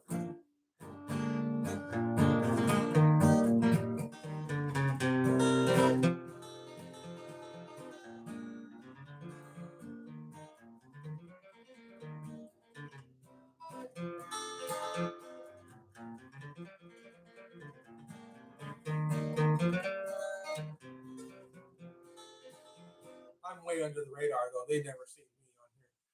Nobody. Those people got like so many subscribers and stuff like that. It'd be cool to meet Billy Strings one time. I wonder if he ever watches people online that are doing lessons of his stuff. I'm sure he's probably too busy.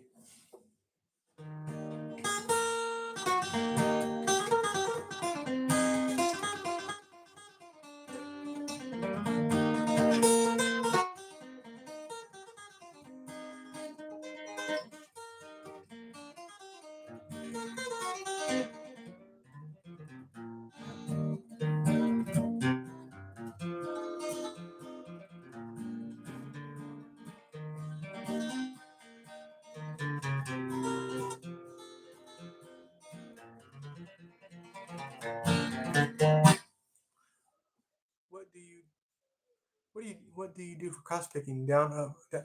So yeah, there's down, up, down.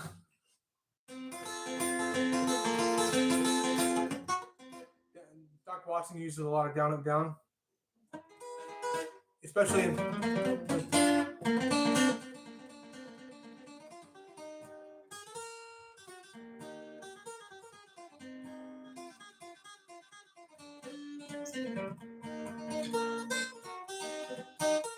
Right here.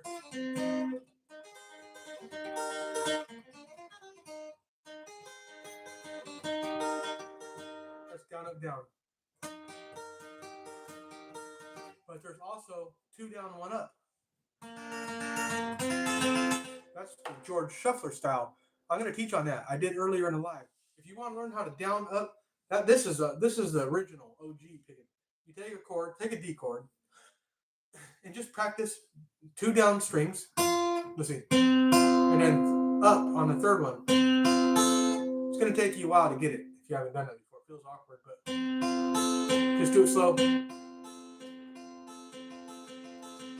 And wherever you're at on the guitar, whatever chord, doesn't matter. It's always 2 down and 1 up.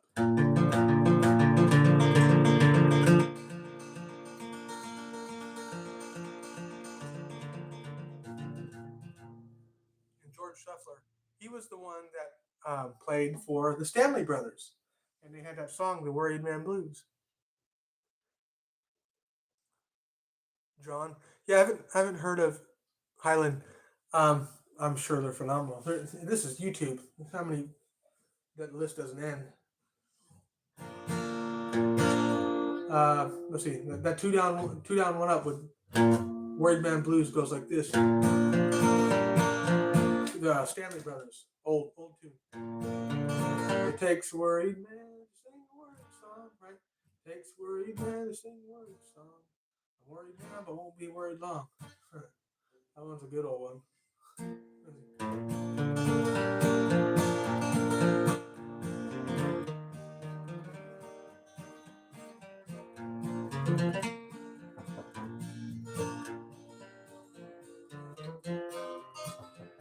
Yeah. Yeah, good. Coffee time. Oh, thank you, room service. I want pillow. Don't say that to me. That's weird. No, it is. Yeah, we Thank don't you. cross that line. All right. There we go. Can we close the door, please? Haley's singing. I don't need. No, I love you. she's sleeping. She's Oh, not okay. sing right All right, thank you. You're still giving a lesson, son?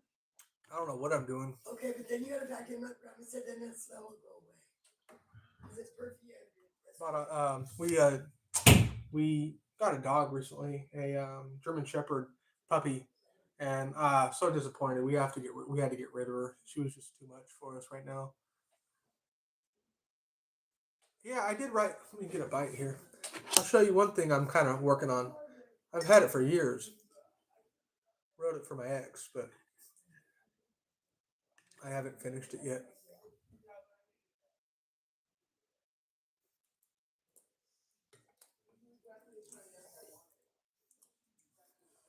Oh my God, I got a cinnamon roll. It's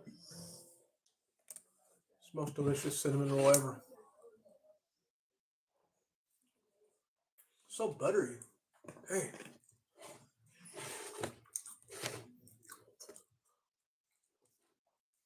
That's hella good. That's amazing.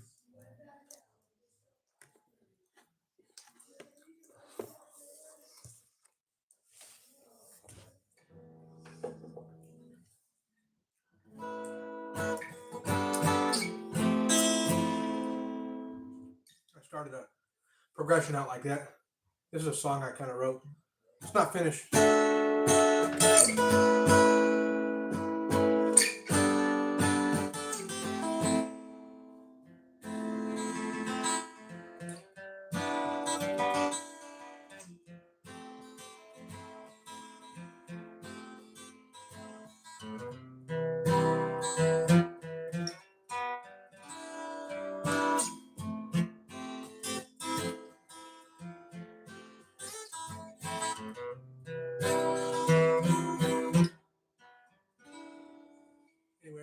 a little intro to something. I'm not sure what to do with it though. How about you guys? You writing any songwriters in the life? I used to make a lot of like hip hop beats and rap beats. Music production was huge for me.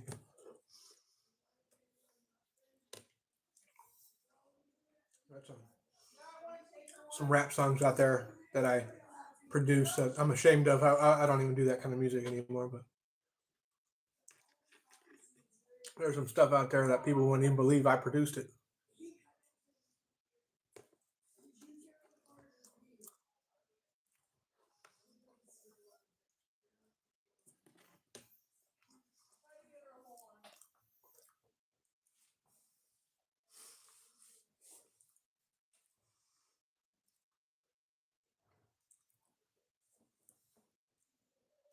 Yeah.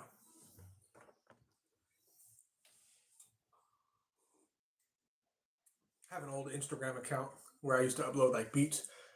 I still get people hit me up for, hey, let me get some free beats. They always want me to give them some free beats. I don't even do that anymore. I'm doing my bluegrass stuff now. Leave me alone. Everything I have ever done has always been originals. Improv. Yeah, then you probably like jazz.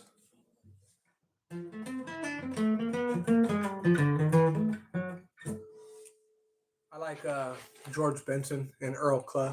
They're like my two favorite jazz. I hated jazz before them. I heard them. I was like, wow, this is like kind of bluesy jazz. This is like jazz with soul. Doesn't sound like elevator music.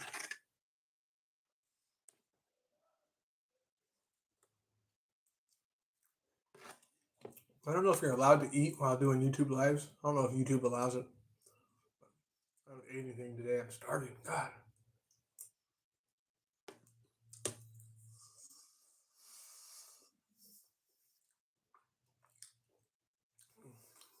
Literally the best cinnamon roll I've ever had. I'm trying to stay away from like the sweets and like junk. I'm trying to cut down and get lean again, get my abs back and get back into tip top shape. But damn it, I'm craving the cinnamon roll. Yeah, Wes is good.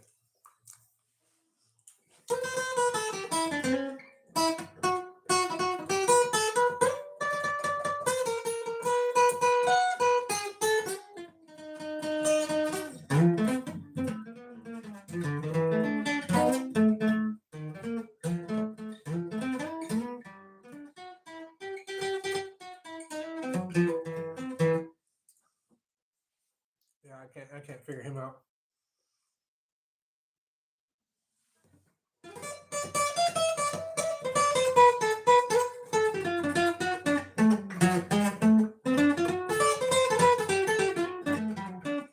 I like the jazz that has like some blues in it.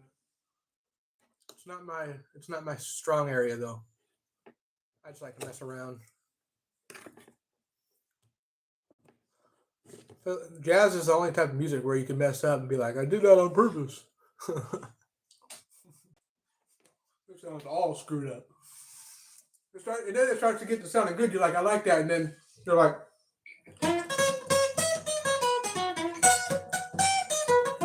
oh, you lost me. They get you going, then they lose you. Sometimes they bring it back, brought it back, we're back, sounding good, and they hit some weird ass note like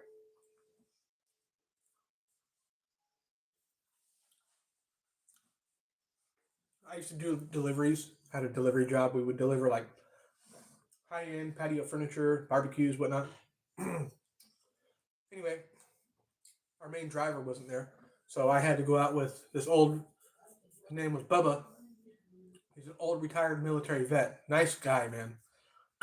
But he loved music, but he liked jazz, and I wasn't into the jazz stuff, you know.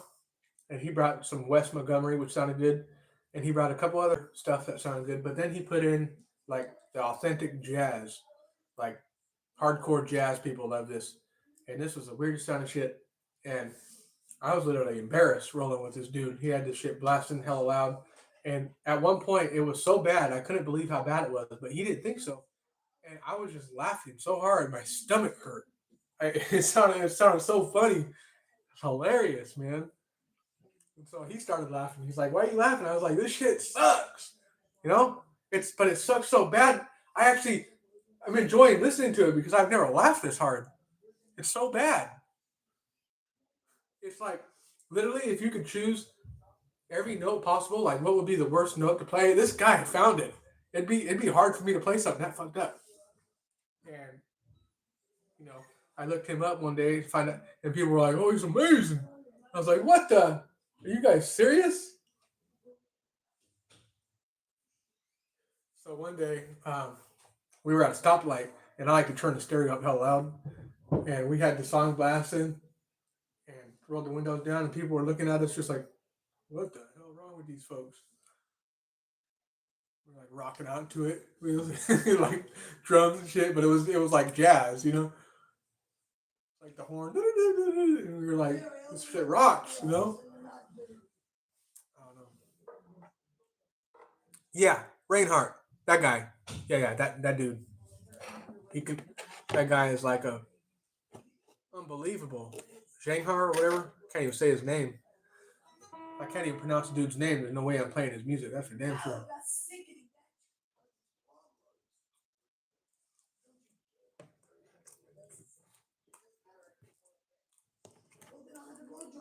I don't have time. Do you not hear me?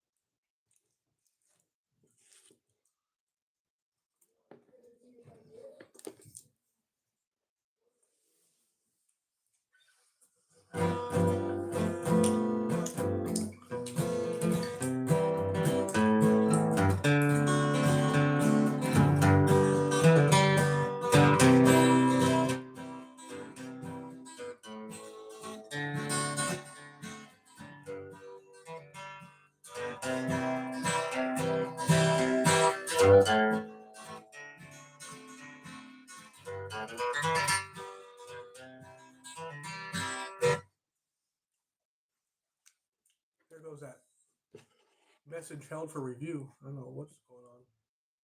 Is that the trolls coming in saying some mean stuff? They don't got any original shit. They say like random shit, like gay, or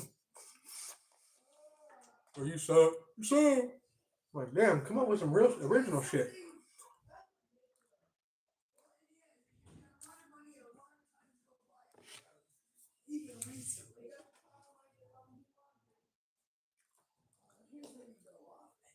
This is so good.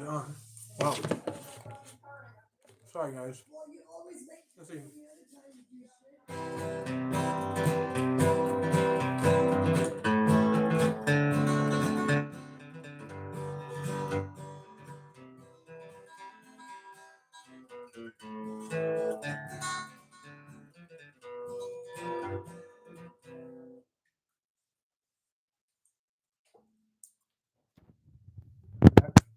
Two.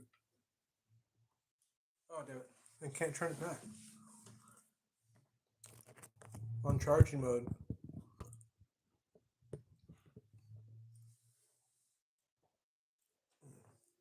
I don't know how the hell he does the thing. Oh, I didn't even know that. Is he missing his fingers, or is that just his style? The two finger method? That's even crazier. I know Eric Clapton didn't use his pinky, so they say.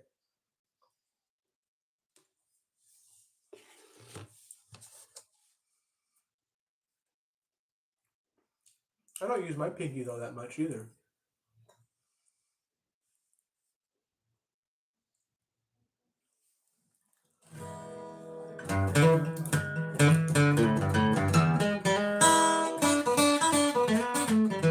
Anyway,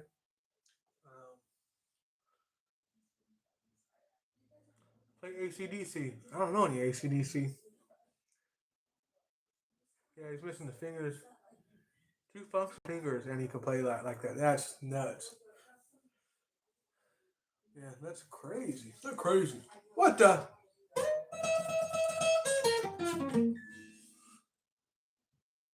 Yeah, I can play. I know a little country.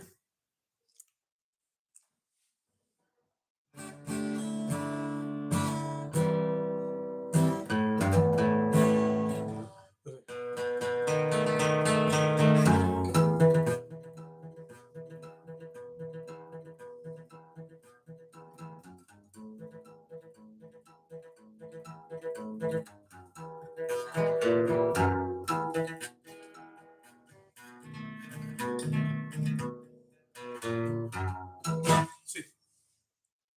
he burned his hand in a house fire.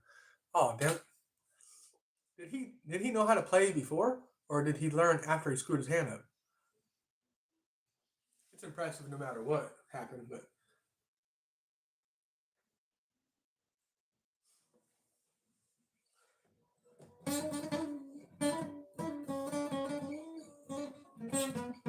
he just wanted to play so much that he just did it no matter what. That's what I'm talking about. If you want to play, you're going to do it.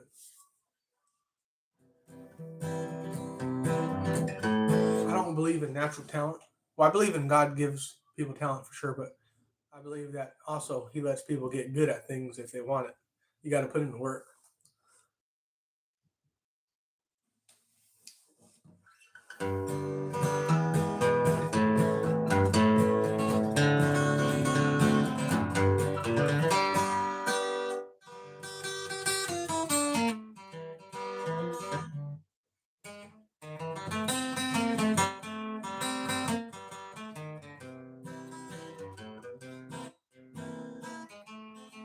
Love this one. I keep playing this.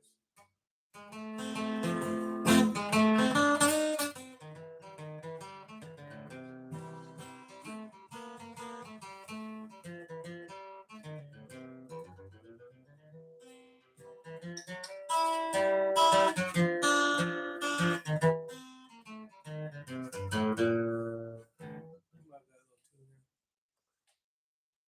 Flower shops. Morgan Wallen. I'm not sure about that. I don't know. I don't know that one.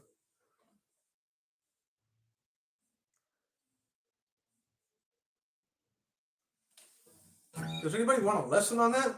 I'll do one. Doc Watson redid that song. Uh,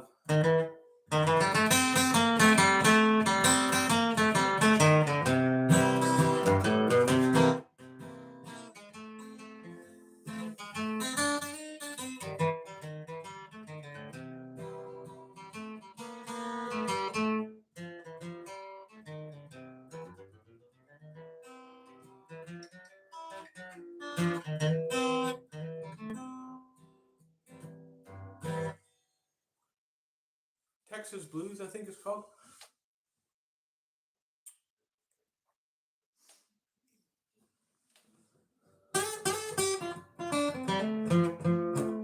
How long does it take to get any followers? Do y'all know? Like, I got 4 people on here. The other day we had 20. Some days I'm just like, it's kind of hit or miss, huh? I guess it's on just schedules. I heard that you got to start coming on certain times, like scheduling it out, so people like kind of know or whatever.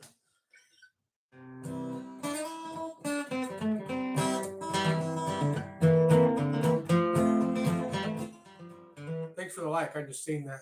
I heard that also really helps when people like it or whatever. Makes sense.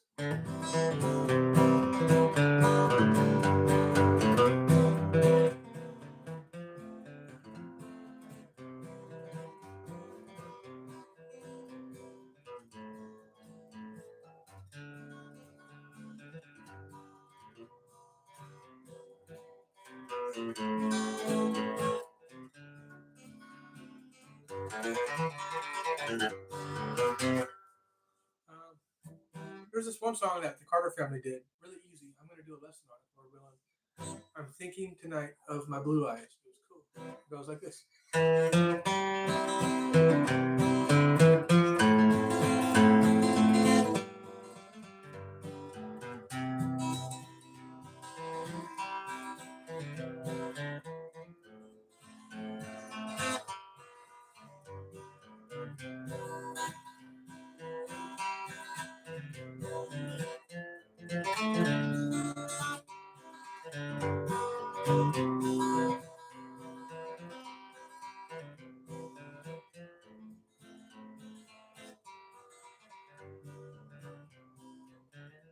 Cool little song. I'm not sure. You need to do 2 or 3 lives, 7 days a week, and then eventually you'll get monetized. Yeah, I just signed up for the monetization or whatever. whatever you call it. YouTube been telling me that for months. You got enough viewers and hours or whatever. So my sister just helped me out with that. We signed for the monetization, and then it said we'll get back to you with the review or something. So I'm not sure if they're gonna let me or whatever. But I thought it was automatic. I signed up for it. I would love a lesson on taking water by billing strings. Okay, I got to do a lesson on that one. So taking water, Billy Strings. Also, somebody wants a lesson on Billy Strings Slow Train, which I don't know why he called it Slow Train because I can't imagine that young man playing anything slow. They gotta call it Fast Train. That's it, Fast Train. Gotta play it fast, faster. 300 beats a minute. Let's go. So okay, I got some songs to listen to because I haven't heard those. I haven't heard Taking Water, Billy Strings, and I have not heard Billy Strings Slow Train. I'll get on that. I'll at least listen to that and see if it's even something I even can play myself. Some of the stuff I can't even cover it because it's so damn crazy. You know, told you all I'm hillbilly, like the real deal with this playing stuff. So he might have some stuff that I can't pick. We'll see. If I can, I'll be sure to cover it and do a lesson on it. And Lord willing, I really hope that I can figure out how to do lessons on here for people that want private lessons, paid private lessons. My prices are going to be like well under what is normal. Somebody was coming in here talking about $160 for an hour. Oh, that just blew me away. That sounds retarded. Like I'm thinking like $40 for a half hour, 50, $60 for an hour. That's well worth it to me if I could do that eventually. Of course, like I was saying earlier, before I do that, I'm gonna have to get my quality up, video editing, the sound. I'm gonna get a mic, and maybe even a camera. So I know I have to up my game up on here before I could even figure all that out. So once I do, though, I'm gonna be down for some lessons because I work part time in fitness, so I have a lot of extra time to do this stuff. Um, and there's a lot of people that hit me up that want guitar lessons, like actual one-on-one type of deal. So that really want to get good. There's a few people that want that, but I appreciate the people that just watch the videos as well, share it. That helps me. But it just blows my mind. We're already at 3,000 subscribers. I'm like, that amazes me. I didn't think that 10 people were going to follow me when I started this. I will pay for lessons. You're legit and great bluegrass player. Thank you, brother. Yeah, that's nice. Yeah, keep me in mind in the future. I'm not ready yet, but in the future, Lord willing, I'm really good at teaching folks how to see. I skip the music theory. I tell people I know a little bit of theory, but I tell people if they want to learn music theory, go somewhere else. There's plenty of people on here that know music theory. I show you how to pick. I'm going to show you how to flat pick, tips and techniques, and I'm going to show you a guitar lick, a guitar run. I'm going to show you a song, break it down step by step. This is what you do with this finger. This is how you, because this is how you learn. This is how I learn. I learned by, okay, I like what Doc Watson is doing there. Let me see what he's doing. Okay, I like what Dan Crairy's playing. I like Stanley Brothers. Let's see that lick. Oh, I figured it out. And yeah, just because a lot of people overcomplicate things, and a lot of people just want to learn how to play something. They want to learn how to play whatever. Dust in a baggie.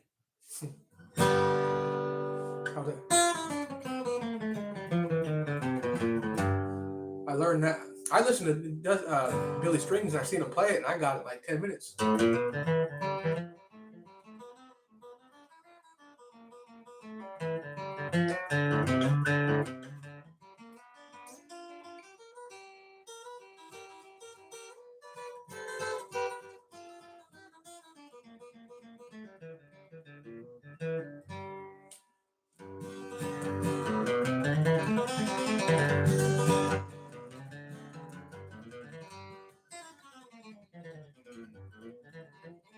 It's been a while.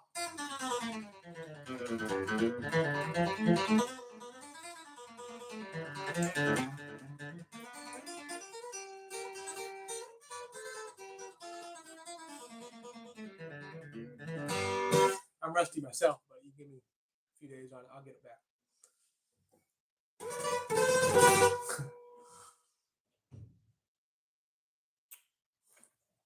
I did get my sister helped me with the other day. I had the Buy Me Coffee app on there. That hasn't worked yet. But I did I got PayPal up. So PayPal works. Somebody gave me a couple bucks the other day. That was super cool. I appreciate that. Anything like that. Anything I get like that, but a couple of dollars here is going to go towards saving up for like a condenser mic or something like that. You know. So PayPal is up and working. It's on the YouTube there, on in the description on the front page. But yeah, I'm digging this. This is a lot of fun for me to do this. I want to learn the fundamentals more so that any particular song, if I can learn the basics and proper techniques, I can play whatever I want. See, that's exactly right, man. You learn a bunch of chords. Um, let's say you're playing a song, it's in C, in G or whatever. I always like to show people some basic runs to like sweeten up the rhythm. Add in a couple bass runs, a couple licks. Like instead of playing straight chords, C and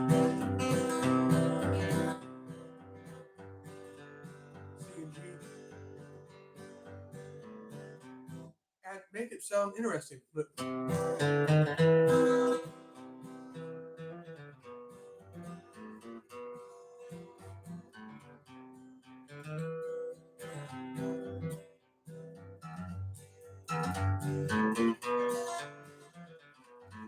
you're playing rhythm. See,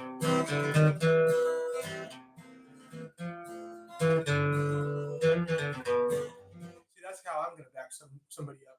It's gonna add so much more dynamics and just awesomeness. Because playing good rhythm guitar, people don't realize that's actually um, really important. And if you could start playing some good rhythm guitar, that's going to make the other player. It's going to drive them. I want to learn the. Oh, I already read that.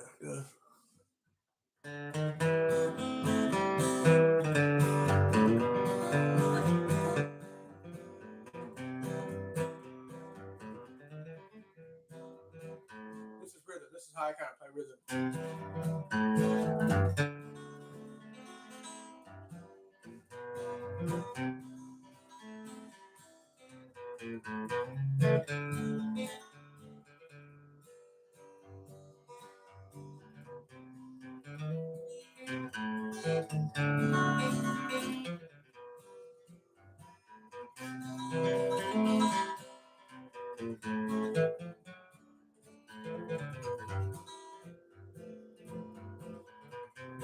Then you take your solo.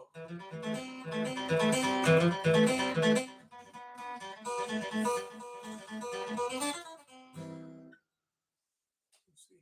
Rhythm is the backbone lead, is the icing. That's right. That's right.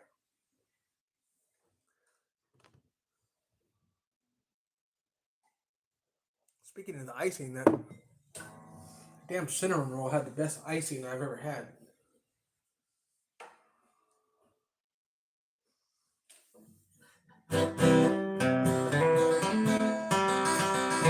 One of the prettiest songs I've ever heard was Will You Miss Me When I'm Gone? It's that cross picking, that two down, one up thing I was telling you about.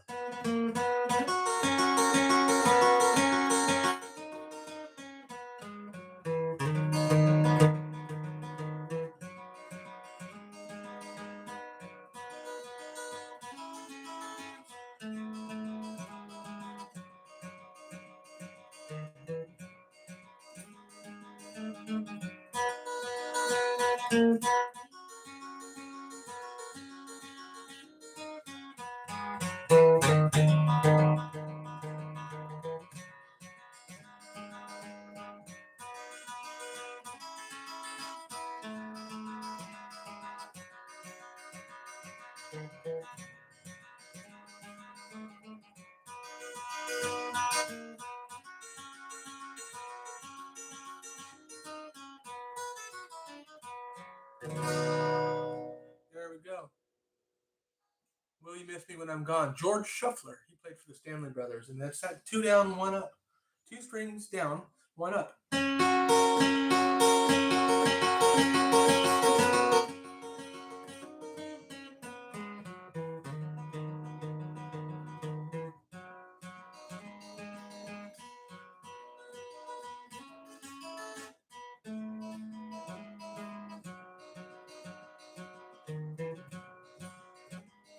Thanks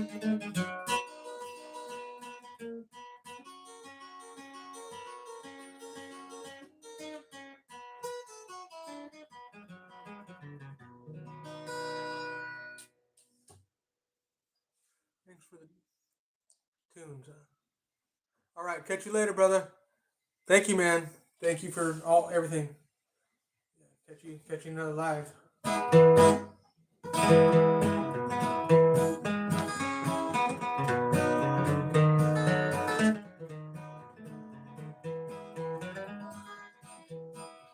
Uh, what are you going?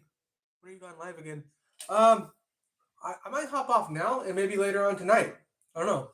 Look around for later on tonight and hopefully tomorrow. I'm thinking like every day right now, 7 days a week. I work part time right now in fitness, and I come home, and as long as I can read my Bible and give some time to the Lord Jesus Christ, right? That's God is first before any music, anything like that. And I got to start getting in the Word more and giving Him more attention because God's been good to me.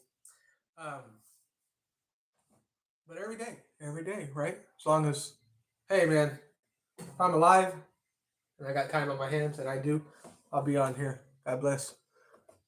Um, I want to start playing for my church, my little Christian church, Bible-based Christian church down the street, born again Christian church. And I'd like to go in there and see.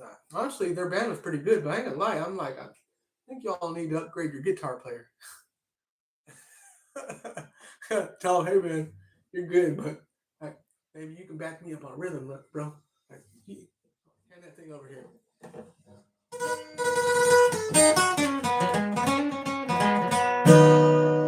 I don't know if y'all seen that commercial of that hillbilly dude. Some guy was playing like some really cool jazz fit, like violin, and then the hillbilly guy walks up to him. He has a beard and everything. He grabs it from him. He goes, "Give me that fiddle." You know, hillbilly, they call it a fiddle. And he's like, he plays the hell out of it. He plays some fiddle tune, and he breaks the string, and he breaks the bow, and it's all the strings all hanging off of it. And he takes the fiddle back, and he hands it back to the guy that's all dressed up and playing for a party. You know, he goes, "Here you go. That's how it's done, son." And I don't know, it was a funny commercial. I haven't seen it. That made me happy. Oh, thank you, man. Oh, yeah, God is good. Bless you in Jesus' name. Let me see if I can play something I already played on here 100,000 times. I need to go back and watch my old lessons because I forgot some of the stuff I used to play.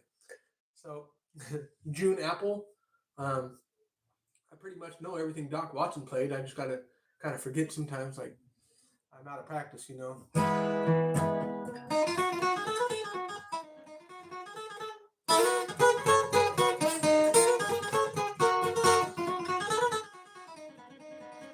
Oh, got one. Salt Creek, Salt River.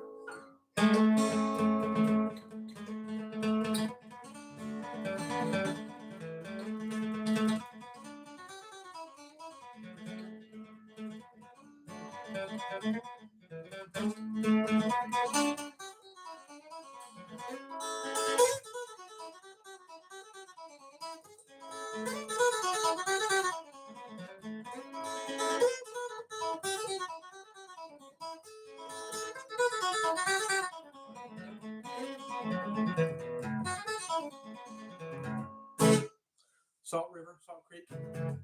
Um,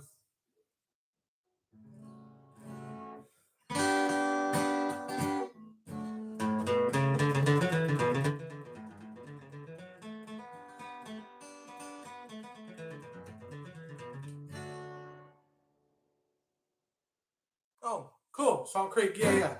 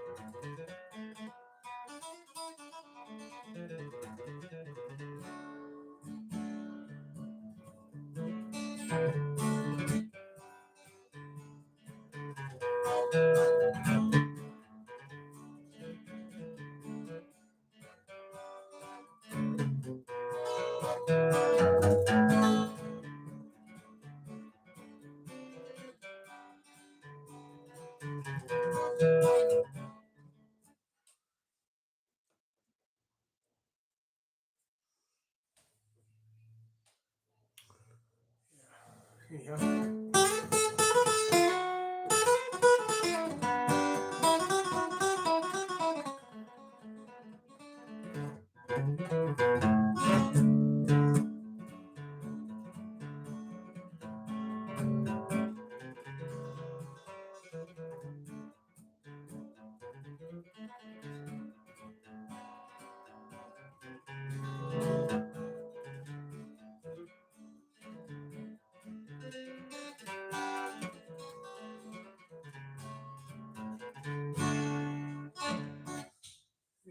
I don't know if you guys got a bounce or anything, but I've been on here 3 hours, 7 minutes.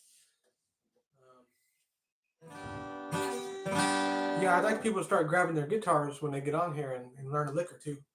They can get something out of it.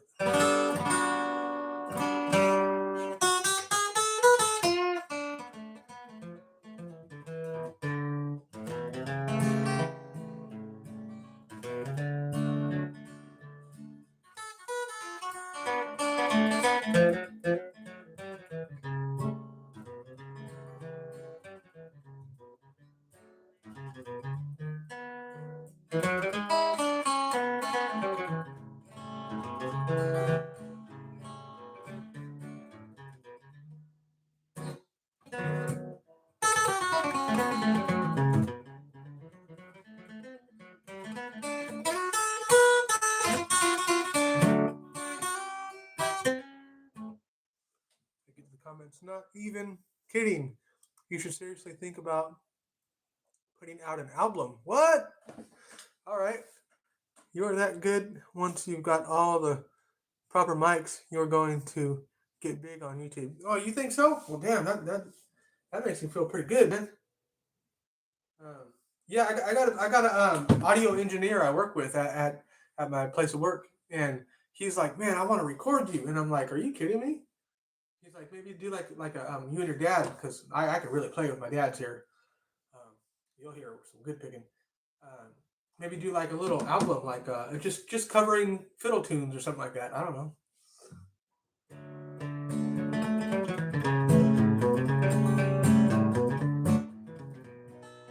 Somebody said I remind them Doc Watson. I was like, that's a nice compliment. They said you sound just like Doc. I'm like, really? Maybe it's the guitar. He played a Martin.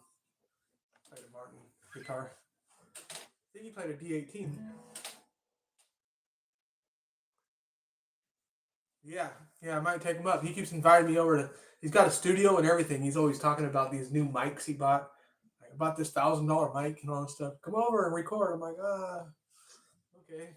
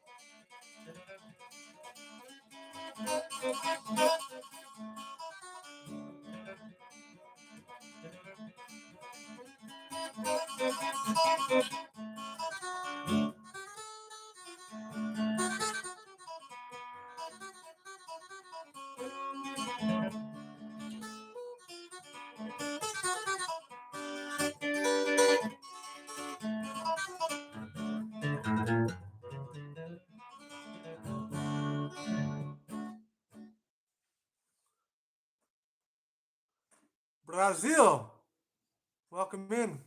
God bless.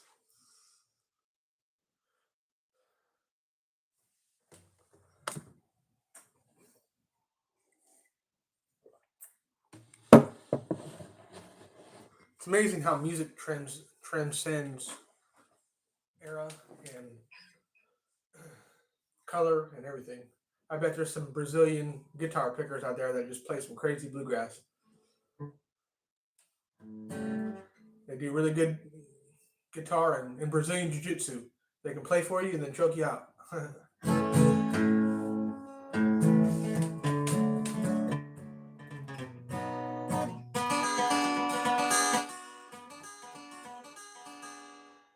I did know Brown's Ferry Blues, and I need to start working on my singing. then I'll be somewhere. Browns Ferry Blues. I like that one, and a couple others that I heard. Uh, Florida, California. So yeah, don't judge me. We're not all weird. Maybe a little bit, but.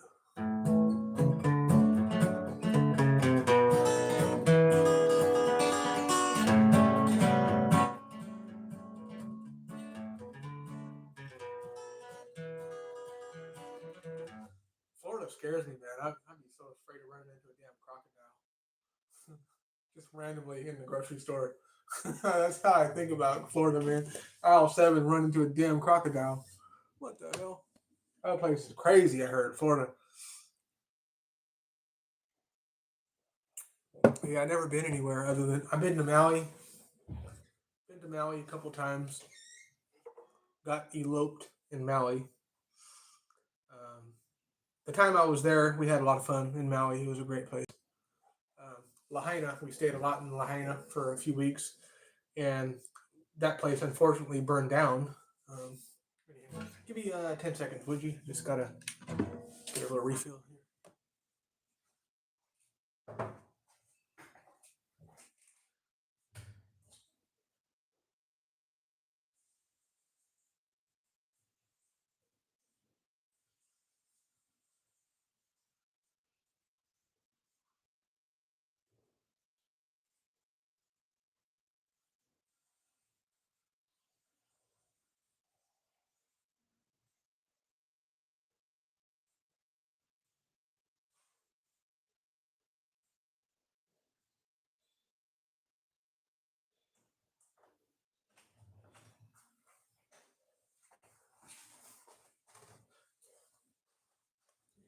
My coffee. I mean, I'm gonna keep it real. I actually had to take a leak. Keep it real on this channel. I might have to get a cinnamon roll, but I can wait on that. I'm so glad, man. There's a couple in here, a couple people in here watching my stuff, man. I was kind of looking. I was wondering where all the trolls were at. I thought they were. I was gonna get some insults today. No, nobody insulted me today. Kind of, kind of sad about that. It's kind of funny. I was just getting used to it. Dust in a baggie, yeah. I did a lesson on it. I got a couple short lessons, and then I got a couple hour lessons on there. I think. Dust in a baggie. I'll play it slow for you. This is note for note how Billy Strings does it, at least on the record. The solo part. And I got it down to the very nuance. I know what notes he hammers on and pulls off, and the ones he picks. I listen to it. I got a good ear, folks. You can trust me. If you want to learn Billy Strings solo the way Dustin and Baggy is played, note for note, go watch my lesson on it. I've always been ADD on that. I always want to get it perfect. Even with my grandpa and I'd be listening to Doc or Stanley Brothers, and I'll be like, "It's good, but it ain't perfect." They're like, "Don't worry about that." And I said, "Hell no, I got to get it right. If I'm gonna get it, I'm gonna get it." But this is how he does it. So the rhythm. So right before the solo, he does a little run.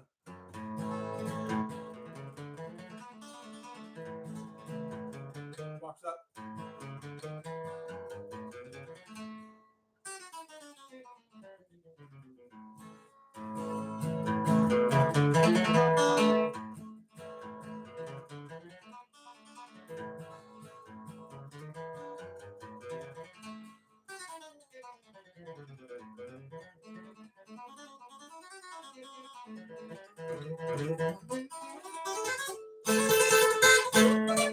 Sorry, I got the cable on, but let me go through it slowly. Let's see. Oh, doesn't have a cable on that song.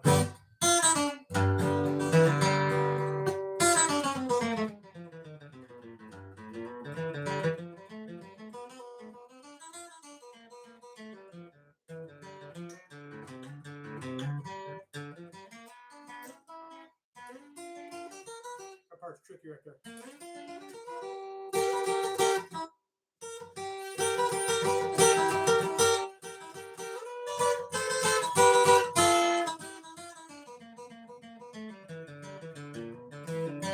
part I like. Classic Billy strings.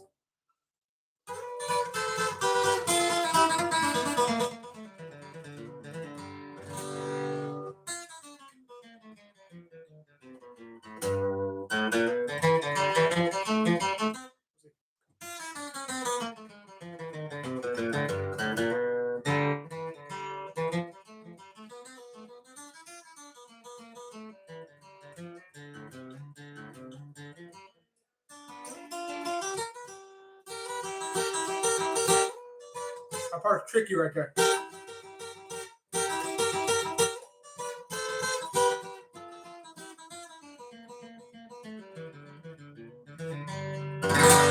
Anyhow, nice talking to you too, brother. Yeah. Sounds good, bro. See you tomorrow. God bless. Cool dog, by the way. I see in the picture. What's up? Is that a hand? Oh, clap. Thank you. What are you recording with? Some kind of weird noise reducing thing?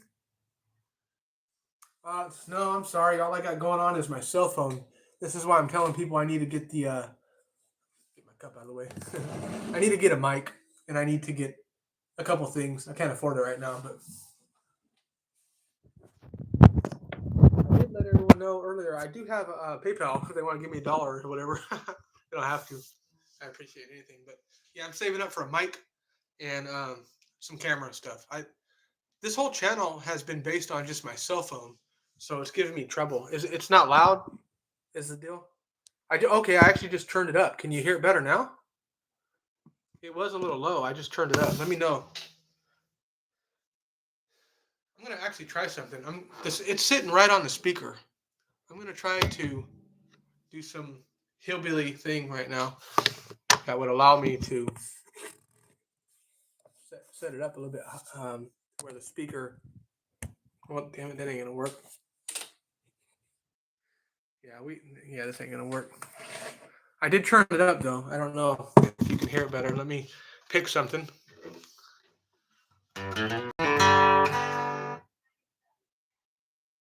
Let me know now.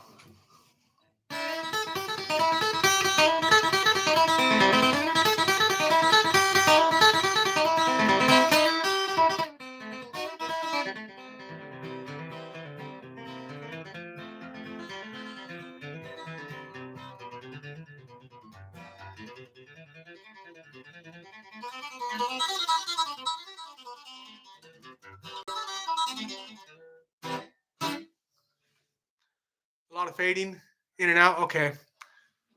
All right. Yeah, I definitely got to get the mic. I got to get a cheap one at least, or like $100, $150.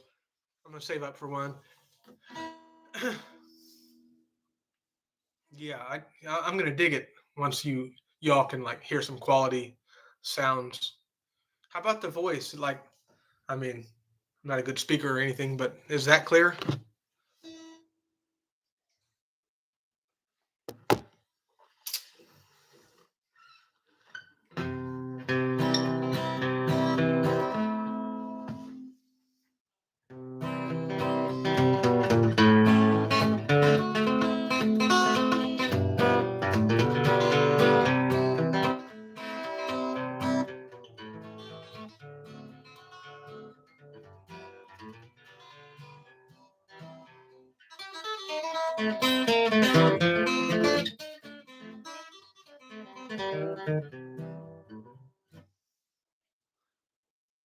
Mm, yep.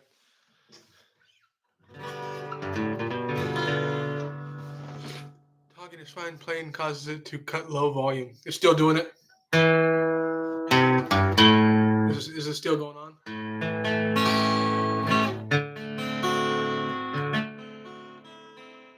How about when I play lighter?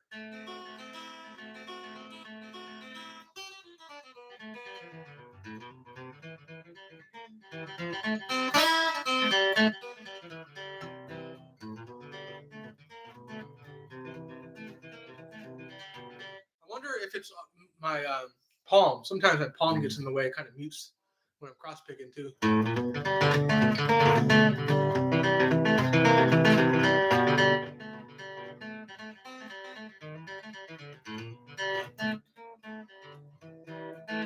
Anyhow,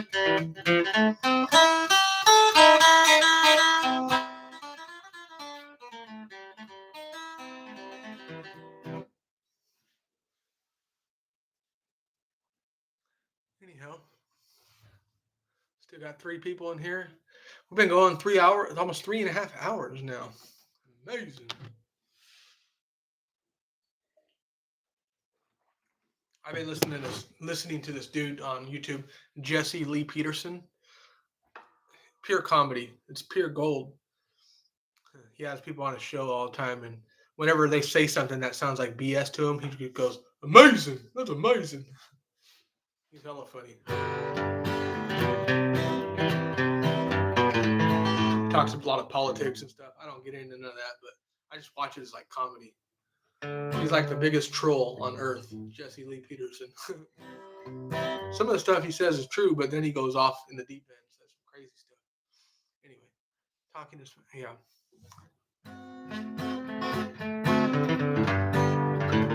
Any recent movie recommendations? Any new movies out there that are really worth watching? I told everyone earlier, Player Ready One. Player One. What is it? It's like a kind of a futuristic type of movie. I think it's Ready Player One or something. Looking for some new movies to go rent.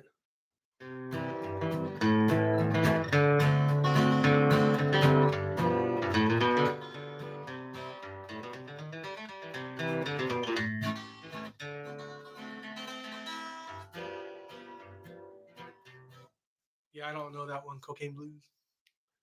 I don't know that one. I know a little blues though.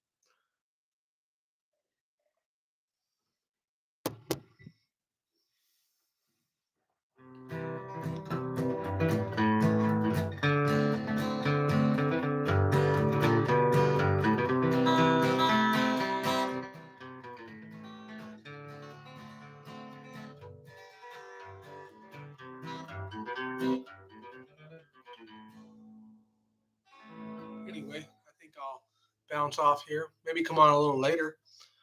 But yeah, I'll catch you all later. Maybe we'll get some people in here later.